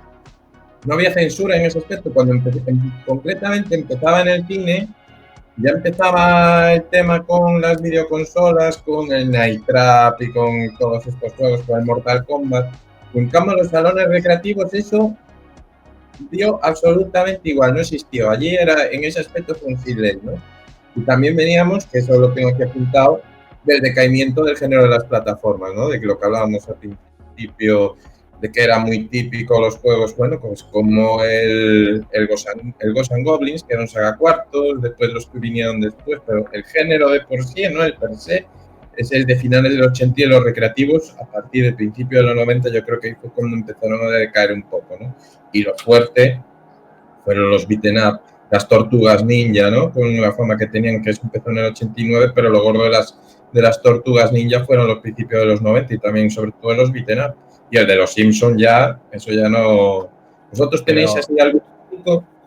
Pero es que ahí has dado en la llaga, porque las recreativas, los inicios, eran juegos para un jugador, máximo para dos, pero ya en los inicios de los 90 y a posteriori empezaron los beat'em up, que eran cooperativos, que muchas veces necesitabas de un compañero para poder pasarte los juegos, y luego los uno contra uno, que fueron los juegos de lucha, y eso ya fue el acabose. Acabó de rematar a juegos, a los shoot'em up, murió el género de naves, murió en aquella época en España. Digo España porque es lo que yo recuerdo, y murió las plataformas y los run and gun. ¿Por qué? Porque lo otro era lo que jugábamos a los Street Fighter, a los beat'em up, a los Final Fight, era que podías jugar con gente o contra gente, y eso molaba muchísimo. Le daba otra perspectiva y otra dimensión que era doble diversión o triple diversión. Poder ganarle al colega y joderle, anda que no molaba. Muchísimo. O poder pasarte zonas que no podías con otro compañero también molaba mucho. Al final eso fue lo que hizo que nos engancháramos más y disfrutáramos más de los videojuegos. Fue brutal. Sí. Por ejemplo, aquí dice Max el Sunset Riders, pero yo diría que el resurgir, y que eso hablaremos después de ello, ¿no? Pero el lapsus de la primera mitad de los 90, como decís, por ejemplo, los shooters, ¿no? Los smooths, ¿no? Porque yo lo que más recuerdo por esa época era Gradius Galaga, ¿no? Y bueno, Gradius, Salamander y todo ese tipo de los horizontales. Los verticales es que ya ni siquiera se veían. Eso incluso yo diría que era un poquito más exclusivo de consola. Los verticales yo creo que hasta murieron antes, ¿no? Tuvieron esos 5 años de lapsus. Y los Run and Gun, pues hay excepciones como puede ser Sunset Riders o puede ser, pero también ahí Ikari Warriors y todo esto que hubo antes también tuvo su decaimiento, ¿no? Pero aquí lo que pegó fuerte y sobre todo hasta yo diría que en 92-93 fueron los beaten up, pero de una manera que después tenían sus variantes, ¿no? Como el Avengers, de Data East, estas cosas que ya tenían un poquito de... Pues tenían un poquillo de Run and Gun, ¿no? Porque, por ejemplo, Iron Man disparaba, Ojo de Halcón disparaba, pero concretamente era, ¿no? Fue el boom de este género. Y como ya de enlazo también ya con lo que decís, la segunda mitad de los 90, ¿no? Fue cuando empezó Street Fighter 2 y arranca la lucha. Y donde empiezan los piques con colegas, las recreativas de 6 botones que al principio todo el mundo... Y esto también fue una evolución, aparte de los beaten up, que lo tengo aquí, lo estuve mirando y es verdad que lo viví, ¿no? El género del wrestling, los juegos de pressing catch, cuando fue que... Porque hay que hablar también, ¿no? Un poquito del pressing catch, como entró en España, Telecinco, Hulk Hogan, El Último Guerrero, y hubo una fiebre brutal, ¿no? Y la evolución de todo esto y el famoso Mutant Fighter, que era el de, no sé si lo jugasteis vosotros, eso para mí fue muy icónico. El de la gárgola, bueno, que puedes jugar con un golem, era de pressing catch, pero con criaturas mitológicas. Y de hecho es uno de los peores juegos, de los peores ports que hay para Super Famicom. Pero en realidad está bien. Y bueno, aquí estamos hablando que empiezan los Evos, empiezan los piques con colegas, porque a mí realmente mis Evos eran llegar allí con tus 5 duros y echártelo con los colegas y dominar las máquinas, ¿no? Y estaba, aparte del Street Fighter 2, llegó Mortal Kombat con ese botón de bloqueo que creo que a todos nos trajo por el camino de la amargura, ¿no? Los Fatalities y todos los clones, que yo, en verdad es que yo no vi, quitando Fatal Fury y como dicen, Samurai Shodown, yo lo que es, por ejemplo, el Fighter's History o otros juegos más de este tipo que también tuvo clones, yo es que no los vi. En mi ciudad no vi ninguno. ¿Vosotros consideráis que hay alguno también icónico, aparte de la tripleta que conocemos todos, Fatal Fury, Mortal Kombat y Street Fighter? Es que yo jugué a los World of Heroes, es que habían bastante, tuvimos la suerte que aquí en la zona de Cataluña, Barcelona, teníamos muchos juegos de pelea. De SNK hay un montón y por ejemplo, los World of Heroes lo jugábamos muchísimo. De hecho, había alguno que no he vuelto a ver, que era de estos que también salió en Neo Geo, que también salió por aquí la máquina arcade. Tuvimos suerte, era juego. También Barcelona tenía muchos razones recreativos, la zona del Vallés. Todos los bares tenían máquinas arcade, y España es un país de bares. Sí. Empezabas por la calle, por unas calles, y te ibas a cualquier bar y tenías sus 2 o 3 máquinas arcade. De hecho, sí. El que íbamos a un Frankfurt tenían la del Mortal Kombat, pero la original, que era brutal, con el tema toda roja, ¿no? Con la serigrafía, que era altísima. No sé si os acordáis de la máquina de Mortal Kombat 2. Altísima, brutal. Y íbamos especialmente a aquel Frankfurt solamente a jugar al Mortal Kombat, a esa máquina. O sea que la gente disfrutó esos 3-4 años que duró, no duró más. 3 años, yo creo que para el final del 98-99 fue Brum, fue cuando empezó el tema de las consolas y la gente dejó de ir a empezó a ver otro futuro los videojuegos en tema doméstico y empezó a decaer la industria de las arcades. Pero vamos, fueron años gloriosos, la verdad. Sí, la verdad es que además en ese género pues hay muchísimos, Double Dragon, Renegade, El Vigilante, tal, había un montón de juegos épicos en los que, bueno, pues dejamos mucha moneda. La verdad es que era un género como muy socorrido y como lo que decís, como podías jugar en cooperativo o contra otro jugador y tal, pues es que eran los géneros perfectos pues para ir con los amigos e intentar sobrevivir el mayor número de tiempo posible en el arcade, porque entre dos siempre era más fácil y bueno, pues la verdad es que eran épocas muy buenas. Dice por aquí Max Garromero si acordamos de Troyan o de Knuckle Joe. Yo de Knuckle Joe sí, Troyan no, pero Knuckle Joe jugué muchísimo. Era un juego que bueno, que te iban saliendo de diferente dificultad. Era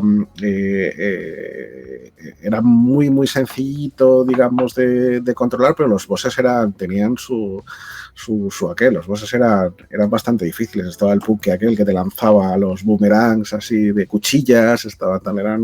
Eran bosses muy curiosos y muy difícil. Recuerdo Knuckle Joe y recuerdo de esos así tipo cooperativos, pues el Jailbreak, ¿no? Que era como Run and Gun.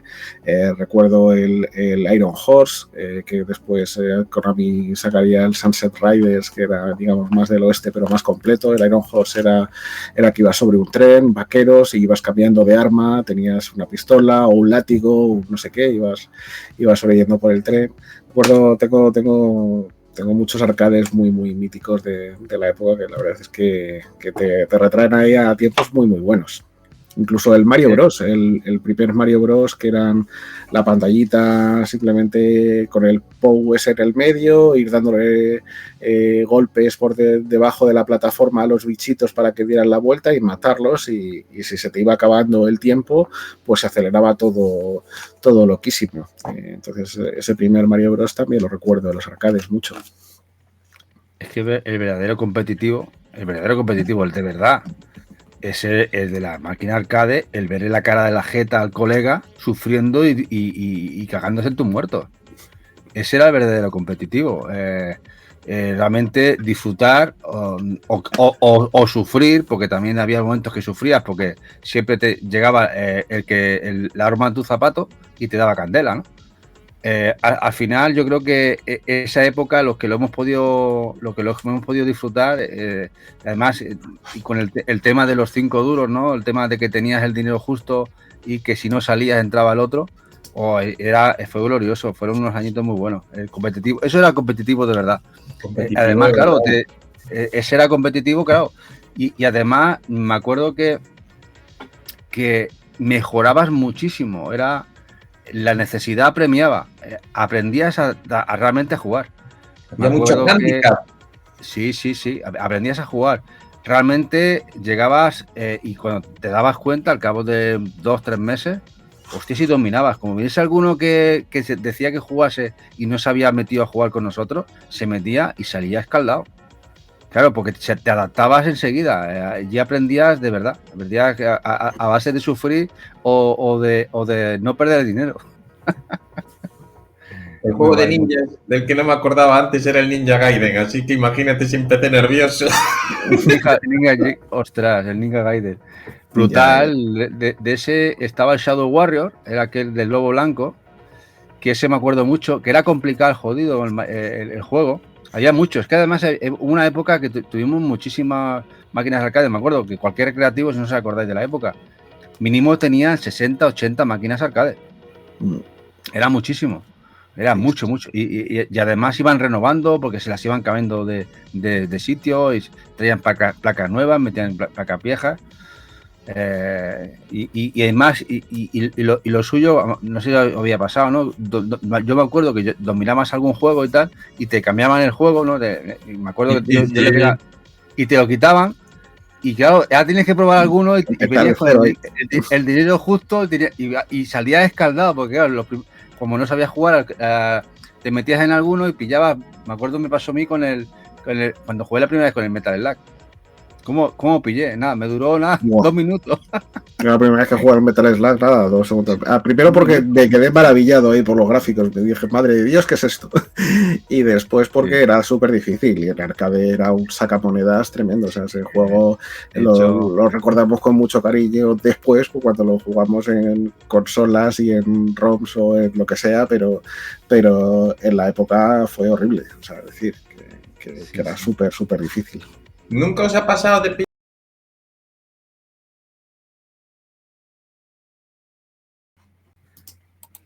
Ups, nos hemos caído. Nos hemos caído. Falta Baru. Ahora. ¿Nunca os ha pasado, que es lo que está diciendo, de ver al encargado tocar en los deep switches para ponerlo aún más ladrón en el juego?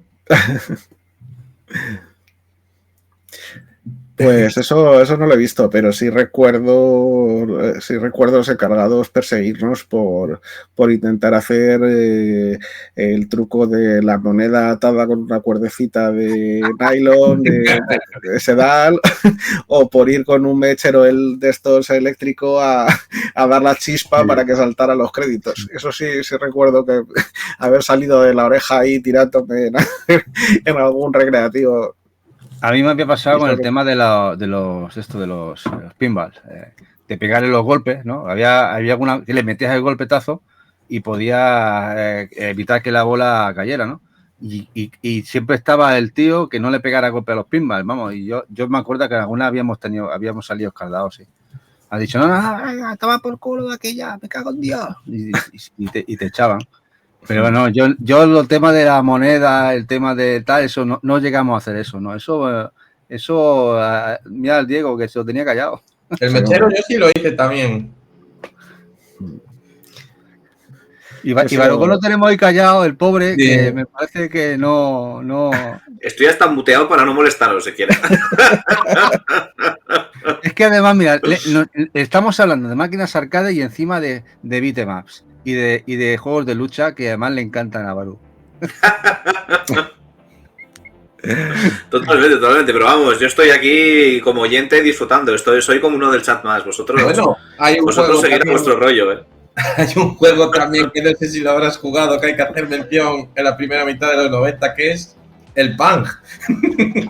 Sí, todos los de puzzle, Tetris, Punk, Tumble Pop, Snow Bros, todos esos... Madre mía, la verdad es que es nostalgia y todos le echamos dinero seguro y todos palmamos mucha pasta. De hecho, el problema era probar y aprender a jugar, que aprendías a jugar. Entonces ya empezabas a tantear y lo que hacías que llegabas y te apegabas al que sabía jugar a ver cómo lo jugaba. No sé si acordáis de aquello. Empezabas ahí, eras un viewer. Como ahora la gente que nos está viendo ahora en Twitch, igual. Te apegabas allí y empezabas a mirar cómo jugaba aquel, dice, porque y empezabas a ver cómo jugaba y dices, hostia, pues se pasa así, este tío hace esto, hace lo otro, y era la manera de saber jugar, porque no teníamos ni vídeo de YouTube, no, claro, tenías que aprender de alguna manera, y no podías aprender gastándote allí 1000 pesetas, porque 1000 pesetas claro, es que te echaba 5 duros y la gente se piensa que una partida pues puede durar nada, 5 o 10 minutos, que va, 30 segundos o un minuto o 2 como mucho si te aparecía la Virgen. Tenías que, de la época. Sí. Era bueno, lo que el Dark Souls o los Souls era, vamos, el juego es un paseo por el bosque comparado a lo que en aquella época eran los juegos arcade. Sí. En fin, vaya tiempo. Ya que has sacado aquí, ha abierto la caja Pandora. Claro, hemos hablado, ¿no? Ahora de la primera parte, cuando los juegos de lucha sí empezaban los piques, ¿no? Pero los piques gordos, y cuando empezó, que es con la parte que voy a lanzar ahora, la segunda, del 95 al 2000, que es la época dorada, ¿no? Del MVS, la época dorada de la CPS2, ¿no? Los Street Fighter Alpha, los King of Fighters, y es verdad, no le hemos hecho mucha mención antes al Art of Fighting, por ejemplo, y era un juego de los que te llama mucho la atención por esos juegos, ¿no? Pero volviendo a ya la parte, ¿no? de la época dorada esta, la mezcolanza con el King of Fighters, yo creo que fue para mí eso, y ver el Virtua Fighter, que el Virtua Fighter era un sacacorchos, pero ver la máquina por primera vez de Virtua Fighter, yo creo que eso fue un antes y un después, y eso mira que esas recreativas y esos juegos envejecieron fatal, ¿no? Pero ver la primera vez un juego en 3D y sobre todo de lucha, que decías tú cuando pegaban esos saltos enormes, rodaban por el tatami, los combos, ¿no? Que empezaban las hileras de combos de uno dándole 3 veces a puño, que tú es un juego 2D, no lo habías visto nunca. ¿No os llamaban la atención? ¿Qué opináis? Yo tengo que reconocer que Virtua Fighter nunca me gustó. Nunca. De hecho, incluso ni los modernos de PlayStation 2 y Dreamcast y tal, que los jugué también, nunca me acababan de gustar el tema de combos y tal. Y fue para mí un probar y no gustarme, ¿no? En cambio, sí que luego cuando llegaron los Tekken y tal, sí que ahí me metí de lleno. Con Tekken fue otra historia. Pero con Virtua Fighter, la verdad, no sé, no sé lo que no me acabó de gustar nunca. Los Virtua, ¿no? Ahí no te puedo decir que sí, porque para mí fue un no. A mí Virtua Fighter ya me pilló ya en consolas, o sea, yo en recreativo no lo jugué, no llegué a esa época. Sí recuerdo, pues por ejemplo, de esa época mucho jugar ahí un poco por los coches y el Daytona, el Sega Rally, las máquinas estas que había múltiples ahí con un montón de coches ahí y de competir también con amigos. En esa época, digamos, me dio más así por quizás con los juegos de conducción y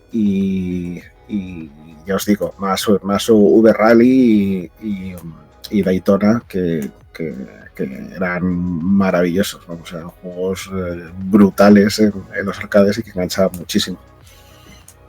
Y aquí a ver si te pillo ya, Baru, que también están los juegos de Lighting Gun, ¿no? El Virtua Cop, que yo creo que todos los hemos jugado todos alguna vez. El Golgo 13, el del rifle francotirador, ¿no? Ese yo lo pillé más para adelante, pero ¿qué más había? Los House of the Dead. House of the Dead, sí. Los Time Crisis y todos estos, sí. Ahí, ir a los juegos de pistola, incluso llegaron a salir recreativos pues de Luigi's Mansion y de cosas de estas, o sea, es decir, que de estos pues ha habido, como decías, de pistolas y de disparar shooters of race, de estos hay muchísimos. Y sobre todo lo que llamaba la atención, más que el juego de Lighting Gun, a mí lo que más me llamaba la atención era coger la pistola y el clac, clac, clac, clac, clac, clac. El recoil. Sí. Sí. A ver, molaba mucho, yo me acuerdo haber jugado el Operation Wolf. El Operation Wolf sí que lo había jugado bastante. Era un vicio. Era juego fácil. Era un juego fácil, pero era de 100 pesetas, ¿os acordáis? Sí, de hecho lo he comprado ahora el remake que han sacado la secuela esta que han sacado de Operation Wolf por eso, porque por los recuerdos de la recreativa, porque ir ahí y pillar una ametralladora y disparar con la ametralladora ahí a todo lo que fue uno de los Diego, fue uno de los primeros juegos que me compré original en Commodore Amiga precisamente por eso. Aunque el port de Commodore Amiga no era tal, y además lo distribuía, si te acordarás, Herbe en cajita pequeña, blanda, el juego de Commodore Amiga. No era en caja grande. Y lo compré por eso. Ahora, nada que ver, ¿no? El de Commodore Amiga con el arcade. Pero me acuerdo que lo jugábamos a doble y era un juego que podía durar. Era un juego bastante asequible. Lo que era caro, porque eran 100 pesetas, eran 4 monedas de 5 duros. Pero era un juego chulo, la verdad. Le pegábamos un buen rato. Lo pasemos bien con el Operation Wolf. Bueno, pues estamos en la época, ¿no? Que antes definí depresión del 90 al 95 y del 90 al 2000, ya pasamos del comienzo de la resaca y el malestar de estómago al cabreo generalizado, ¿no? Música en plan nu metal, Limp Bizkit, Rage Against the Machine, el hip hop, ¿no? Que fue el boom en España. el techno, la época ya de la juerga del hardcore, de esos que no había por dónde cogerlo, ir a Valencia y volver. Y las tiendas tipo, porque ahí fue donde empezó, yo creo que ahí empezó, y me voy a ir un poquito, porque aquí también se trata del coleccionismo, ¿no? Para el que nos gustaba el coleccionismo de música, la fuente que había era las tiendas tipo. Eran las camisetas y todo, era como ahora decir, el game en videojuegos eran las tipo en música. Sí, aquí teníamos Madrid Rock, además, que bueno, fue mitiquísimo y que fue un drama cuando cerraron Madrid Rock, fue un auténtico drama. O sea, Yo fui a esa tienda, fui de Pontevedra a Madrid es únicamente para ir a esa tienda. Sí, mitiquísima y bueno, pues la verdad es que sí, ahí entonces coleccionábamos música, es decir, que yo tengo todavía bastantes CDs o muchos CDs y bueno, ya mi hermana nos cuenta, una de mis hermanas tiene una pared entera de CDs, tendrá, yo qué sé, más de 2.000 o 3.000 CDs de música, y bueno, pues nada, desaparecieron esas mitiquísimas tiendas, pero evidentemente la música marcaba mucho en aquel entonces. Es una cosa que se echa ahora mucho de menos. Porque no sé si os pasa, yo soy muy de música, por eso me gusta también coleccionar las bandas sonoras de videojuegos en vinilo y todas estas cosas, ya sabes que ahí se ve por las paredes los vinilos. Y el tema de ir ahí a las tiendas de música, ver los diferentes estilos, ver los discos de importación, los bootlegs ahí de conciertos y todas esas cosas, se echa mucho de menos porque había muchos estilos de música y muy diferentes, y ahora quizás la música está muy comercializada y muy fuera incluso de las televisiones y de tal, o sale un reality como Operación Triunfo, o realmente no hay música en televisión, no hay programas musicales. Antes había muchos programas musicales en televisión, de todo tipo, ¿no? De más mainstreams o más para infantiles o más no, había de todo tipo, de tipo techno. Recuerdo ahí los de la Quinta Marcha, ¿no? Pero había Metrópolis por las noches en la 2, que se le sacaba mucha cultura, salía música. Estaba el programa este ese tipo de caballería que presentaba Miguel Bosé, que traía igual te traía Placebo, que traía Madonna, que traía tal, y bueno, lo de la brujería, ¿cómo era el programa aquel? Era en teoría era para chavales y te traían grupos de música. La Bola de Cristal, efectivamente. La Bola de Cristal, ya todo, mucho antes. Sí. Ahí también estaba Las Noches de Radio 3. La Noche de Radio 3, Tocata, ¿cómo se llama el programa este de la 2 que traía muchísimos conciertos? Bueno, había un programa que estaba por la mañana, ¿no? Sí, efectivamente, que traía muchísimos grupos extranjeros y bueno, pues conocías un poco de todo. Igual te traía grupos punk, que traía heavy, que iba trayendo diferentes programas que eran súper interesantes, o sea, súper interesantes. A ver, no me acuerdo de donde salió además Alaska y Parálisis Permanente, salían, no recuerdo cómo se llama el programa, ya me saldrá, es cosa del Alzheimer. Pero vamos, había muchísimo programa de música, muchísima tienda de música y ahora se echa de menos. Sí, eso se perdió también. Bueno, es que no sé si acordáis que la gente llevaba sus camisetas de música, sus grupos, todo el mundo. Yo llevaba mis camisetas heavy, pero de todo tipo. Era una movida. La gente lo llevaba en la sangre, tenía sus grupos predilectos y disfrutaba con la música, y además el merchant se llevaba mucho. Ahora es muy complicado. Ahora el tema de merchant, tema de música, te miran raro. De hecho, ahora te pones una camiseta heavy y te señalan casi, te miran así raro. Y antes era tan normalizado, ¿no? Era normal. Era la movida que había, bueno, desde la movida madrileña, o sea, que tú eres madrileño, ¿no? Allí que fue muy fuerte. Aquí fue muy fuerte, sí. Y que bueno, que ahora eso se ha perdido. Ahora la esencia de aquella época no está. Ahora es todo muy comercializado, fuera de onda. Y yo he perdido mucho. Yo de vez en cuando escucho música, pero estoy muy fuera por el tema de cómo se vive ahora. La Edad de Oro, ya me ha salido, la Edad de Oro. El programa era La Edad de Oro y era en los 80 y ahí pues traían a grupos sobre todo de Reino Unido y de la movida, efectivamente. De todas formas, yo debo vivir en una realidad paralela, porque sigue habiendo muchísimo grupo de música y mucha subcultura de la música. Lo que pasa es que se transmite por otros canales. Sí, pero yo llevo camisetas heavy todos los días. Y no me pegan por la calle, ni me señalan. Y tengo grupos de amigos que siguen pues vistiéndose camisetas. Pero ya te he dicho que eres un tío oscuro. Sí, pero que siga habiendo gente que lo hace, ¿sabes? Está lo que la cultura es que... festivalera y la cultura, o sea, ahora hay una cultura, digamos, alternativa, pero que alternativa a los medios tradicionales, o sea, es decir, que antes estaba, digamos, en los medios mainstream y ahora en los medios mainstream, pues en radio, pues hay dos tipos, o las emisoras radio fórmula, ¿no? que recuperan grandes éxitos y te ponen grandes éxitos de los 80, los 90 y un poco tal, o emisoras de radio que ponen las radiofórmulas exitosas que se escucha, digamos,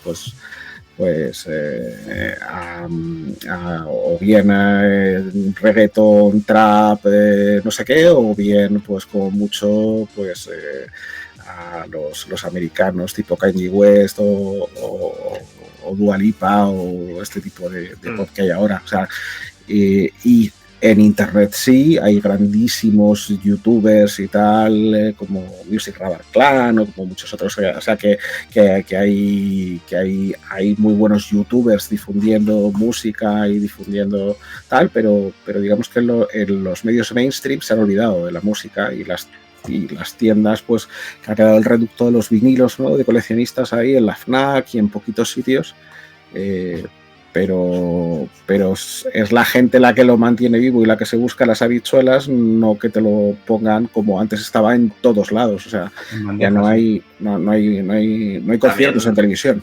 Es que los medios mainstream han cambiado bastante. Ahora a ver cuántos jóvenes por debajo de los 30 años están enchufados a ver la televisión. ¿Qué ven más? ¿Televisión o TikTok, Instagram y YouTube? Igual ahora el medio mainstream... ¡Nosotros! El medio mainstream no es la televisión y la radio ahora, ¿sabes? Y te lo estoy diciendo una persona que yo el jueves de la semana pasada me compré 2 vinilos en una tienda de barrio de aquí de mi casa, o sea que no... Pero que yo creo que sigue habiendo el mismo nivel de subcultura. Si te pregunté a ti por los cuadros, los tengo colgados en el salón, tus cuadros de los vinilos. Pero vamos, que yo creo que sigue habiendo el mismo tipo de subcultura, lo que pasa es que se expresan por otros medios diferentes. A los que se expresaban hace 20 años. ¿Qué es el del Street of Rage 2? Esto es el último cartucho, es el artífice. Y a ver, que hablando de música, ¿no? Y ya volviendo a enlazar un poco, que mucho de lo que estamos hablando, sobre todo música dance, y concretamente con este de aquí, con el vinilo de Yuzo Koshiro, ¿no? Mucha inspiración que tuvo en los 90, pues mucho música dance, en los 2 primeros Street of Rage, y el tercero yo creo que se inspiró en las drogas completamente, pero eso ya es un paso aparte. Y bueno, seguimos, para seguir enlazando, ¿no? Hablamos un poquito de la música y he puesto películas. Y esta vez en películas, hemos sacado el tema que fue Matrix, ¿no? El tema de la temática Cyberpunk, que también inspiró mucho tanto a los juegos de recreativa y como a los de consola, que bueno, no es el caso hoy, ¿no? Hablar de los de consola, pero bueno. Matrix, el boom de Matrix. Y antes de empezar con Matrix, porque yo sé que aquí nos vamos a alargar, el género videojueguil, el género de cine videojueguil. ¿Qué opináis? Porque aquí es donde estuvo todas las películas como Street Fighter, Super Mario, Double Dragon, etcétera, etcétera. Yo le he puesto mierda infumable y preciosa. Pero es que hay 2 booms del cine videojueguil. ¿De cuál le hablas? ¿Del de los 2000 o el del final de los 90? Final de los 90. O sea, el bueno. Porque luego se mete por ahí V-Ball que hace maravilla. Vale. Sí, bueno, no voy a hablar de la película de House of the Dead, del que acabas de decir tú. Sí, o Alone in the Dark o cosas de este tipo, Eso Blood es, Rain. eso es, que Blood hizo. Tremendo. Pero yo la recuerdo con mucho cariño, desde Double Dragon, no sé si se acuerda de Double Dragon y tal, las recuerdo con cariño. A ver, eran películas infumables, pero que te las veías y las disfrutabas. Y te la pasabas bien. O sea, al final era lo que importaba, ¿no? Street Fighter era un peluquilón. Eran sin sentidos, porque tú ibas con una idea en tu cabeza de Ryu y Ken lanzando Hadokens y todo eso, y después cuando te lo encontrabas es que aquello era un sinsentido. Y te encuentras ahí a Van Damme dopado hasta arriba. Haciendo... No, es que dopado de verdad. Hay un documental que habla de la gente del casting que decían que venía Van Damme, venía totalmente pillado, pero pillado hasta arriba de boca. De hecho, me parece que de aquella tuvo que irse a un centro de desintoxicación porque le pusieron un ultimátum de que o bien lo dejaba o le retiraban no sé cuánta pasta que le iban a quitar. Y de hecho estaba pero muy pillado. Fue la peor época de Van Damme haciendo esa película. Y es que estaba ahí en la cresta de la ola de popularidad. Ahí hacía tropocientas películas al año ese hombre. Sí, eliminó de Cami. Sí. No, la verdad es bueno, que... y este actor brasileño que decía de Bison, ¿os acordáis?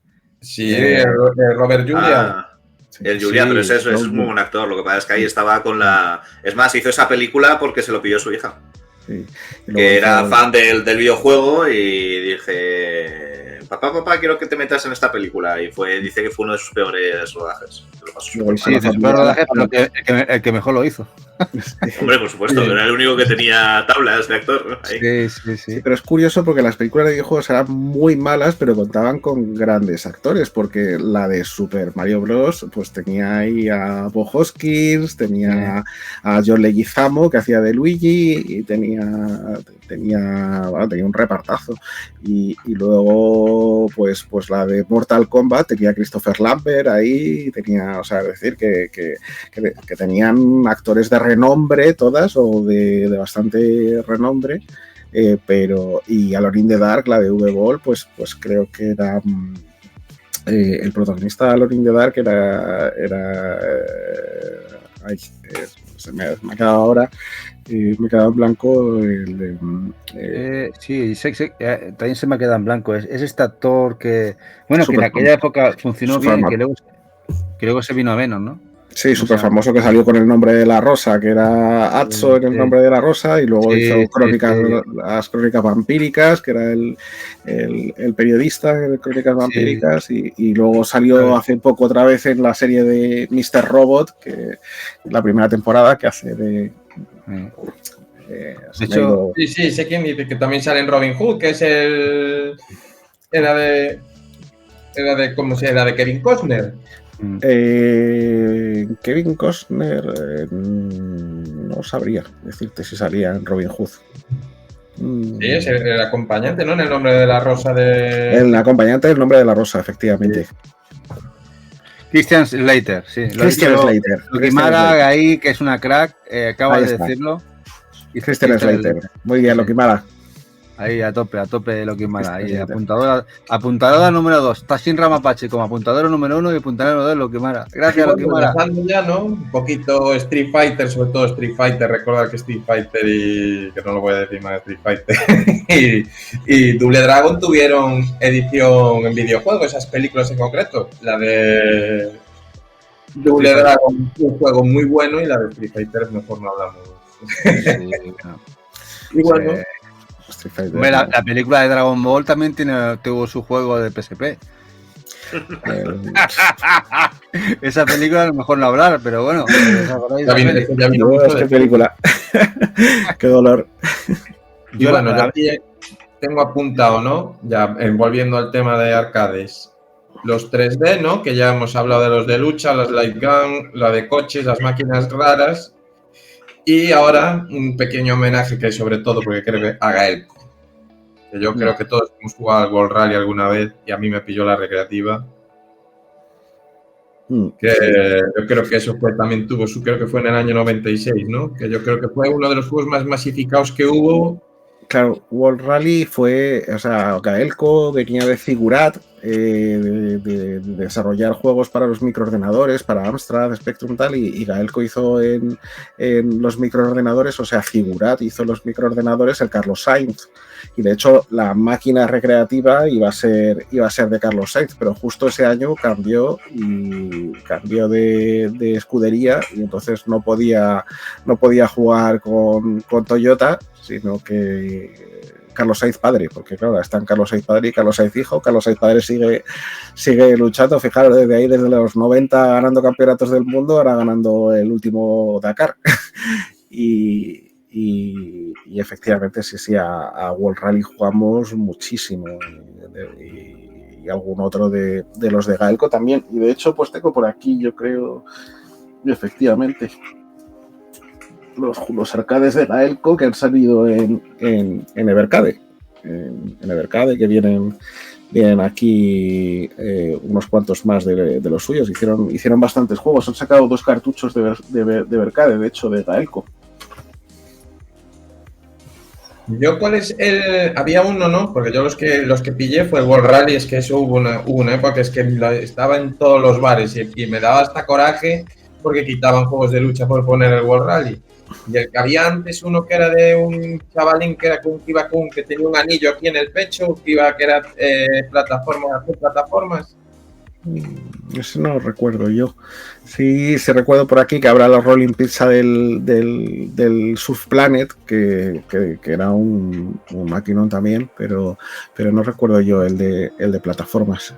Sí, y que tenía primera y segunda parte, así muy tipo Mega Man, hacía Mega Man, y ese era de Gaelco también, ya miraré yo cuál era. Bueno. Sí, sé cuál dices, ahora mismo no pongo bien el nombre. Sí, que también hacía Kames, y creo que hacía hasta Kames, ¿verdad? Sí, que el personaje principal era un clon de Goku. Sí, sé cuál dices, era muy guapo, era muy chulo, muy guapo. De hecho, era de los pocos juegos, creo que hasta hace poco no se podía emular. Costaba mucho emularlo en el emulador. El primero se dejaba ver, pero la segunda parte eso ya tuvo que venir después. Pero el primero sí lo pillé en recreativa y en el salón al que iba, ¿no?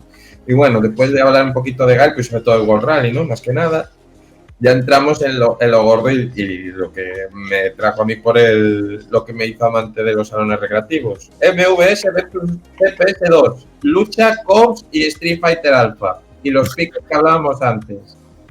Aquí fue donde mi dinero, mi paga voló, donde mi habilidad para jugar mejoró, donde hice amigos, donde hice enemigos y de hecho a King of Fighters aún sigo jugando a día de hoy. ¿Vosotros qué opináis? ¿Qué os supuso este boom de la lucha?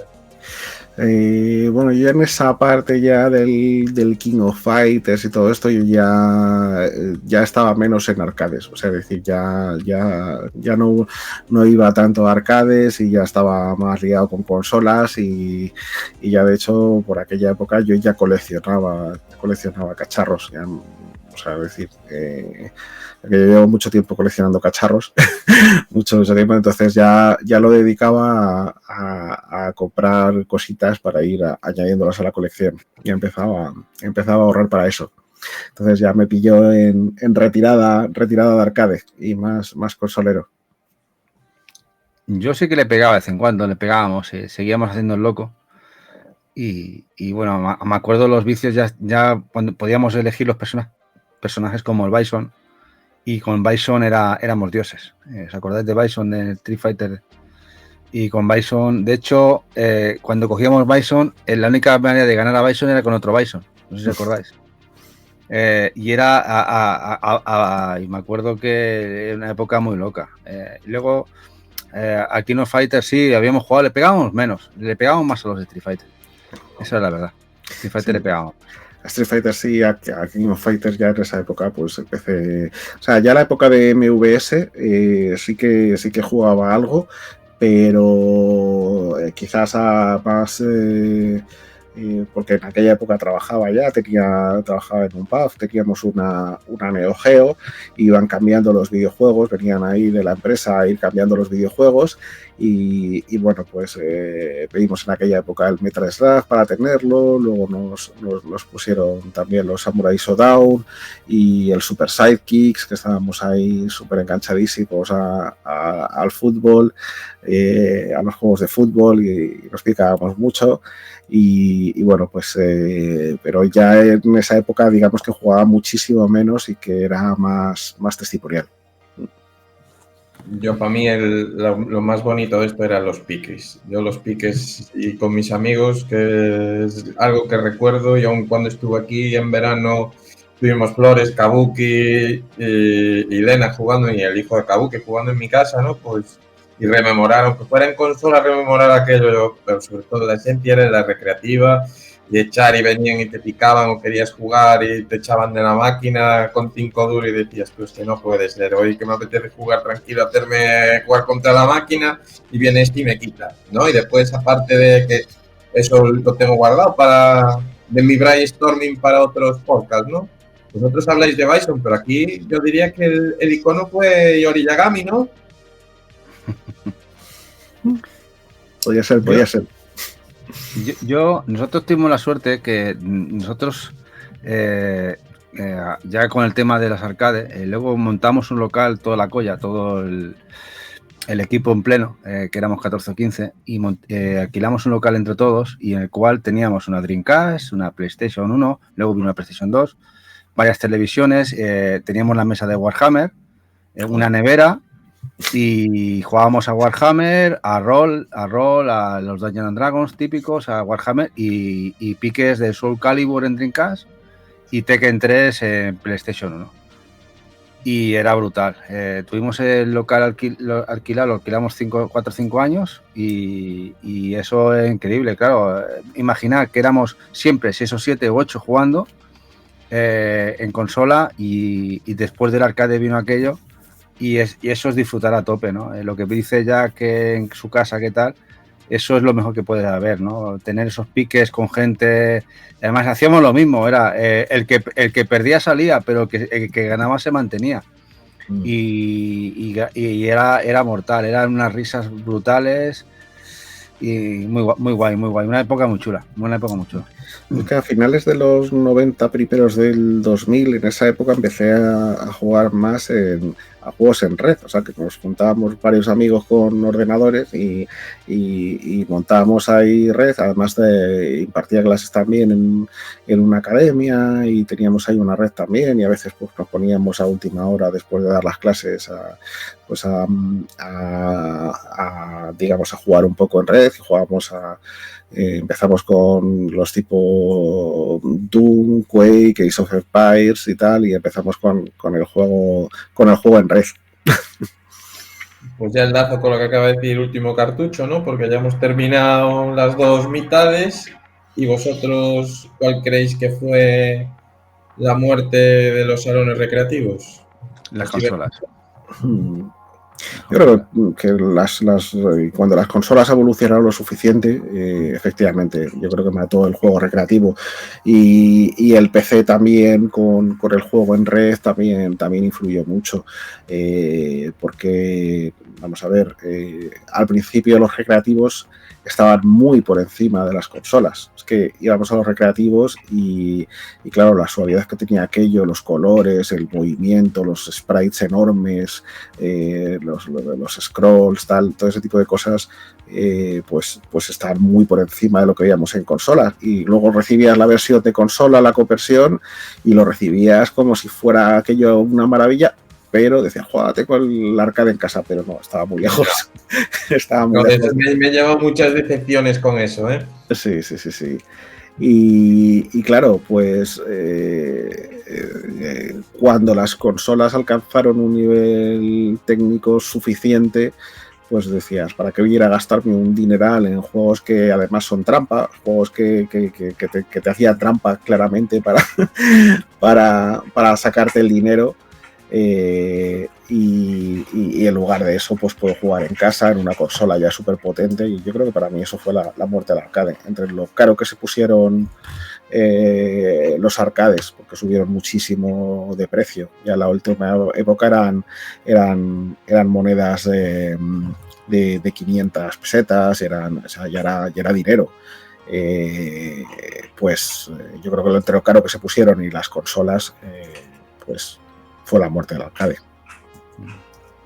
La verdad es que poder jugar un Tekken 3 casi a nivel del arcade, o el propio Soul Calibur en Dreamcast, o sea, es que no había apenas diferencia y te gastabas el dinero en la consola y en el juego y podías jugar. Nosotros lo jugábamos en casa.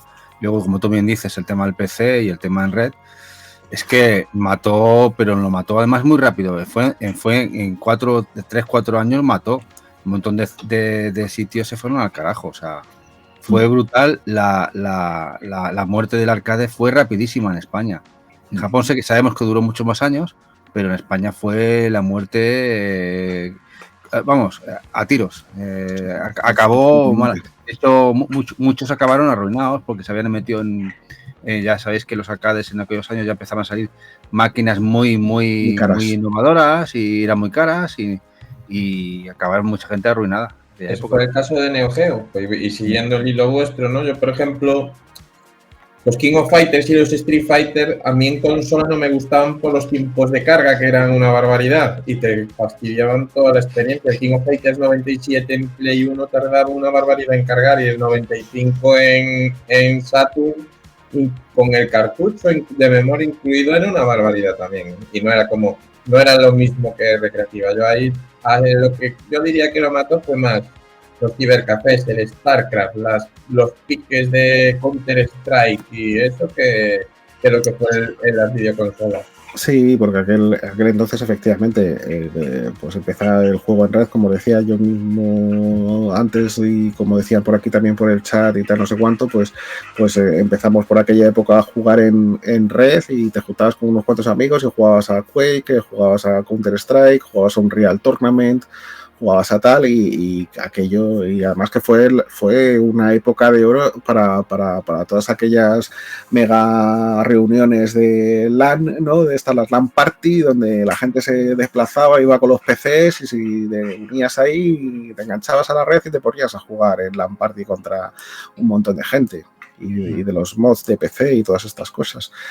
Fue una época donde hubo un auge tremendo de ese juego en PC y bueno, y las consolas, ya digo que cuando llegó Dreamcast, PlayStation y todo esto, pues ya había un nivel en casa muy, muy potente como para gastarse el dinero en los arcades, que eran muy caros. Eso es. Y a mí, como he dicho antes, a mí lo del arcade me llegó muy flojo, pero porque yo cuando quedaba con mis colegas no me iba al arcade, yo me iba al ciber.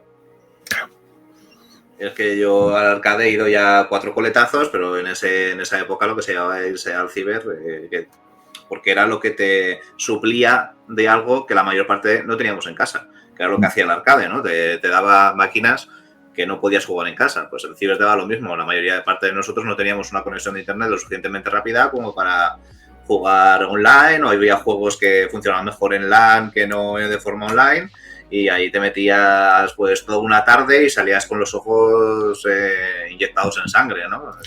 Que fue sustitutivo total. Claro, es que las conexiones con internet cuando salieron eran carísimas y encima no había prácticamente teléfonos móviles o no había móviles y cuando tenías una conexión en casa cortabas el teléfono fijo porque era por módem y si te llamaba alguien te cortaba la conexión y te cortaba el juego y encima era carísimo, pagabas por minutos, no había tarifas planas. Era muy muy caro internet en los inicios, entonces la forma de jugar en red con tus amigos y con todo eso y de conectarte a internet era los ir a los cibercafés y conectarte a internet y hacer todas las cosas que no podías. Luego fueron llegando ya descuentos, bonos, tarifas planas, la DSL y todo eso, pero y nos acostumbramos a tener conexión permanente, pero a los inicios, o sea, la conexión era un lujo, o sea, era un auténtico lujo tener conexión a internet. y bajarte una película en 6 horas. O 10. Con suerte. Con suerte. Con días ponías ahí la mula a trabajar y... El Ares, el Emule, el Torrent, ya había maquinaria ahí. Napster y tal. Oh, sí. Qué tiempos. Y torres y torres de princos. Y ahora venimos ya, os traigo al día de hoy, se acabaron los 90. Salones en naves recreativas. Lo que hablábamos antes, el que comentó Baru, aquí el Arcade Planet de Sevilla, yo los que conozco es el Arcade Planet y el Mikado de Tudela, pero ahí yo creo que poquito a poco, que casi en todas las ciudades está habiendo salones arcade. ¿Vosotros pensáis que se guarda ese espíritu de los 90 en los salones arcades? Yo, a título personal, digo que no. No, es muy distinto, o sea, es muy distinto y es muy chulo, o sea, es decir, es otra experiencia distinta. Antes tenías unas pocas máquinas y varias eran malas, o sea, que también estamos recordando con mucho cariño, pero también había muchos arcades muy chungos, y que no, que pasabas por ahí, no te gustaba nada y bueno, pues era lo que había. Pero claro, pues ahora en estos museos recopilan pues un montón de máquinas, siempre intentando coger las franquicias más míticas, las máquinas más espectaculares, y es otra experiencia totalmente distinta. Encima pues tienes ahí una tarifa plana que entras, juegas a lo que quieres y desde luego la experiencia es muy distinta. Solo el hecho ya de que no haya humo ya lo convierte en otra experiencia. Que no haya gente fumándote al lado y echándote el humo. Eso que son los salones recreativos pero blanqueados, ¿no? Sí, en vez de adolescentes y menores de edad fumando, metiéndose droga y bebiendo, pues hay niños con familias, que es básicamente las personas que van a estos sitios que lo tienen cerca y tal, y los añejos como nosotros. Es como cuando te preguntan qué quieres de café. Si quieres café, te dices, ¿quieres azúcar o edulcorante, no? O sacarina. Pues es un arcade con sacarina. Como dice Baru, tú te ibas al arcade y tenías, mira, ahí está el yonki de la esquina, tal. Ibas con los colegas, ibas con una cerveza. Yo me acuerdo jugar en la máquina arcade con la cerveza puesta en la máquina y bebiendo sorbo de cerveza y el bocadillo a la derecha, comiendo y cenando encima de la máquina arcade con los colegas. Con los cigarros en el alto que después quedaban todos marcados y te los encontrabas todo con bueno, casi todas las máquinas arcades de la época tenían su cenicero incorporado. Las Videosonic, sí. Estaban muy maculladas, porque claro. Y todas quemadas, todos los salpicaderos de la máquina, lo que sería el frontal, muchos quemados del poner cigarro. Esa es la esencia por encima, la cerveza y no sé cuánto. Y todo pringoso, todo aquello y tal. Claro, eso no es la misma.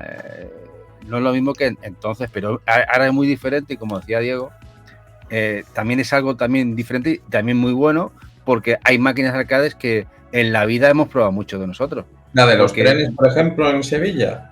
Exactamente, hay cosas que son muy locas que sabías que existían porque te lo habían dicho, pero nunca las habías visto en tu vida, ¿no? Y las tienes importaciones todas japonesas que las traen de todos lados. El Castlevania Arcade, que yo no lo había visto nunca, no el Hunter's Castle, sino el... De hecho, me encantaría ir un día con Eva para que vea muchas cosas que ella no ha visto y probarlas con ella, porque son experiencias que hay que vivirlas, por lo menos sentir eso que los pueda probar. El tema de ponerte como una loca, disparar con el Operation Wolf, por ejemplo, eso me encantaría que lo probara. Son cositas que creo que las tiene que probar y que a mucha gente que desconoce ese tipo de sensaciones, por lo menos probarlas estaría muy bien. Claro, ahora es una cosa más cultural, o sea, es decir, es más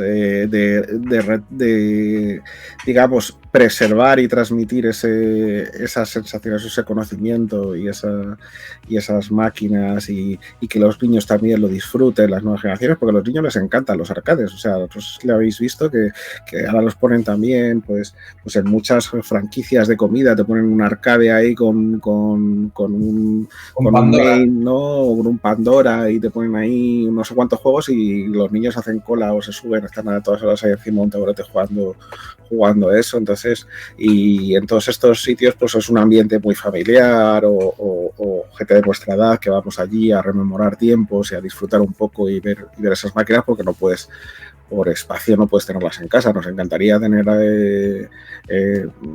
todas esas cosas, pero es imposible. Entonces, esos sitios son un poco una preservación de esa memoria, y me parece maravilloso, pero es otra experiencia totalmente distinta. O sea, es una experiencia totalmente distinta a lo que era. Son pequeños museos en vida que creo que no tienen que perderse. Es parte de una cultura cubo, y que gracias a que ahora parece que hay ese pequeño resurgimiento que atrae a mucho público nuevo, que por lo menos tiene ese factor museo, que la gente va allí para ver cosas que no ha visto en la vida y disfrutar un momento que no lo van a volver a ver a lo mejor en mucho tiempo, ¿no? Creo que está muy bien, y que para nosotros que somos ya unos carcas, pues poderlo ver de vez en cuando pues está también muy bien. Sí.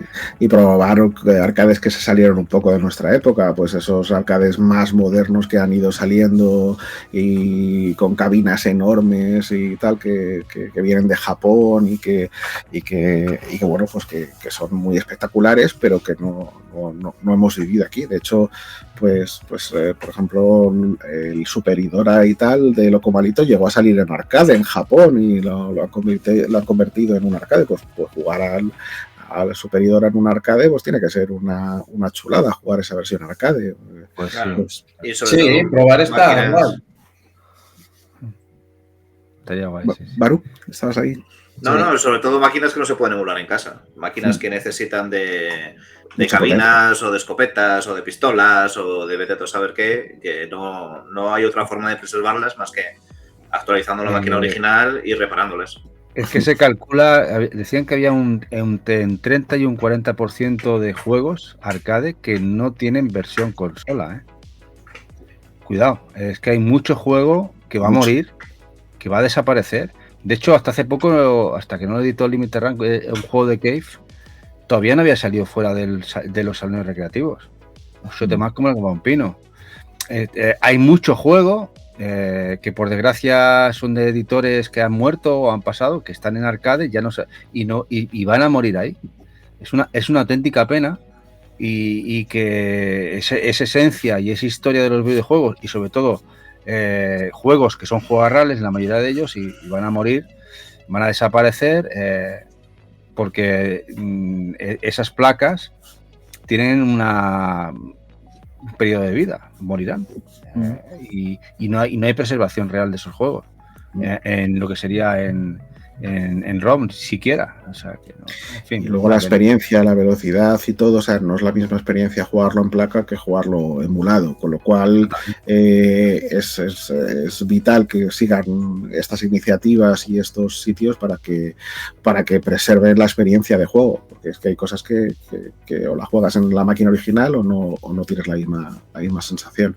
Es parte de la historia del videojuego, y es muy importante que no se olvide y que se preserve, que no todo es consolas, sino que hemos tenido ahí los microordenadores, las consolas y tal, y también hay mucho de PC y mucho de arcade que hay que preservar y mantener, que no se nos pierdan estas cosas. Exactamente, sí. Os voy a decir yo dos, a ver qué os parecen esos dos que van a caer en el olvido, y es una pena. Y aparte, no hay piedad, son sagas icónicas. Sega Sonic, que es el gran desconocido de la saga de los Sonic, ¿no? Por un lado.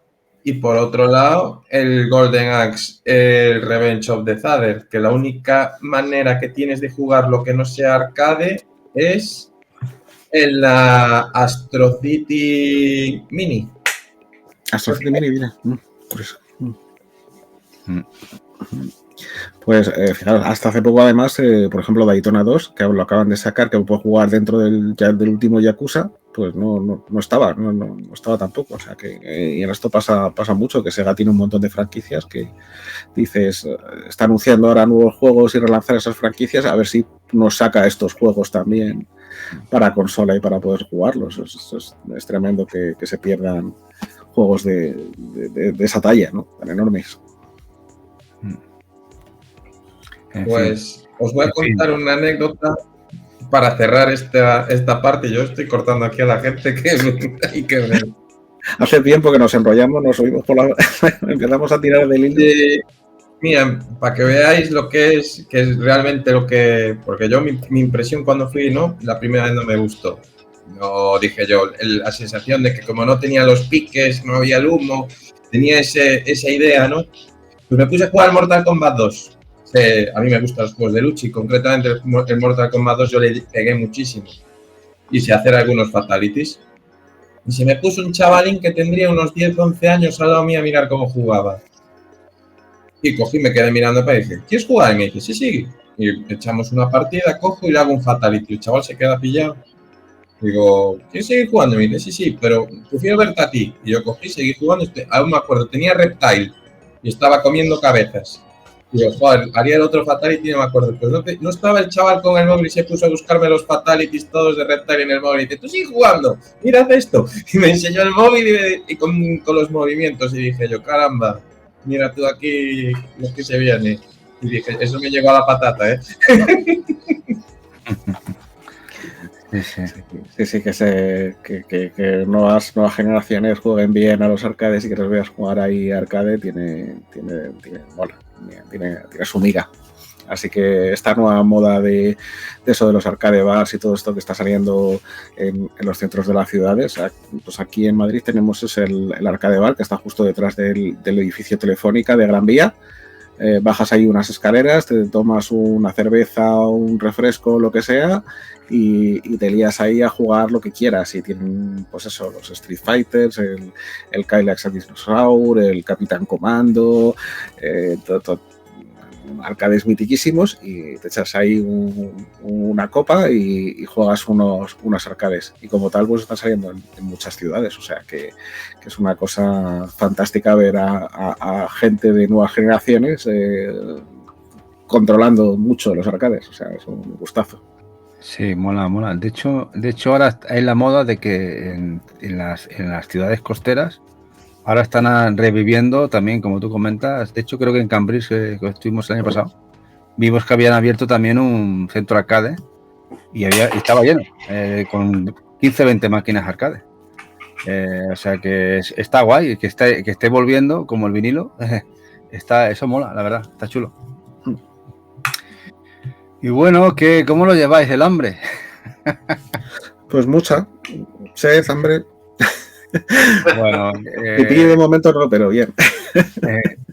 Yo creo que hoy ya lo tenemos más que hecho. Hemos tratado 4 temas con 4 personas grandes.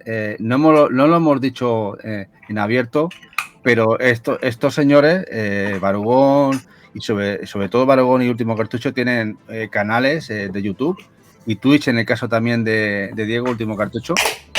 Y lo tenemos aquí puesto en redes para que les podáis echar un visual y seguir. Y el bueno de Jack todavía no tiene Twitch ni YouTube, pero a este paso igual se nos abre canal. Pues el canal. Sí. Y le echarles una visual. Además, Diego, si puede, creo que este domingo va a entrevistar a los creadores de... Si hay suerte y cuadramos agenda, sí. Sí, de este juego que jugó Eva, del Fantasmilla, de Babel Ghost. Juego de Game Boy que está Selecta echándoles un cable al equipo. Este remake. Y quiero que si puede lo entrevistará este domingo. Y Aragón a tope con su canal de YouTube, que va a saco, que siempre nos pone los dientes largos con cositas de PlayStation, como tenéis ahí. Aunque bueno, ya está cambiando un poco el rollo, porque ya tiene la esquina derecha mucho rojo. Ahí, el rojo va creciendo, va siguiendo la marea. Va creciendo a tope. Se lo va comiendo, sí. Bueno, y no sé si queréis que nos hagamos una raid a alguien. No Claro. sé ni quién está. ¿Queréis que hagamos una raid? ¿Tenéis alguna predilección vosotros?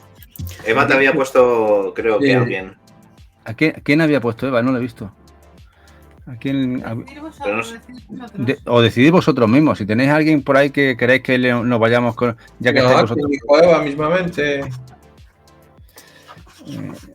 Vosotros veréis. Elian está con Aaron Games de Barcelona. ¿Quién? ¿Cómo se escribe? Elian, ¿Me lo puedes escribir? sí. A ver quién es. Y así nos vamos. Te lo escribo por el Twitch. Vale. Es que por el Twitch no sé ni cómo se escribe. Hola, Meloblastos. ¿Qué tal? A ver quién. Triskelion. Anda, para escribirlo yo sí, a lo tonto. Triskelion. Están haciendo un podcast con el Iron Games de Barcelona. Están haciendo un podcast con el Iron Game de Barcelona, el Iron, en la tienda de un compañero que tiene aquí una tienda. Pues nos podemos pasar por ahí, a pasarnos.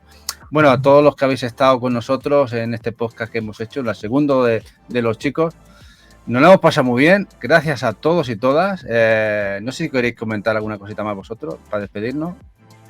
Es un placer echar la tarde con vosotros, con vosotros, cuando digo vosotros, digo con vosotros tres y con todo el público maravilloso que hemos tenido y súper participativo, y que nada, pues cuando queráis repetimos, que encantadísimo.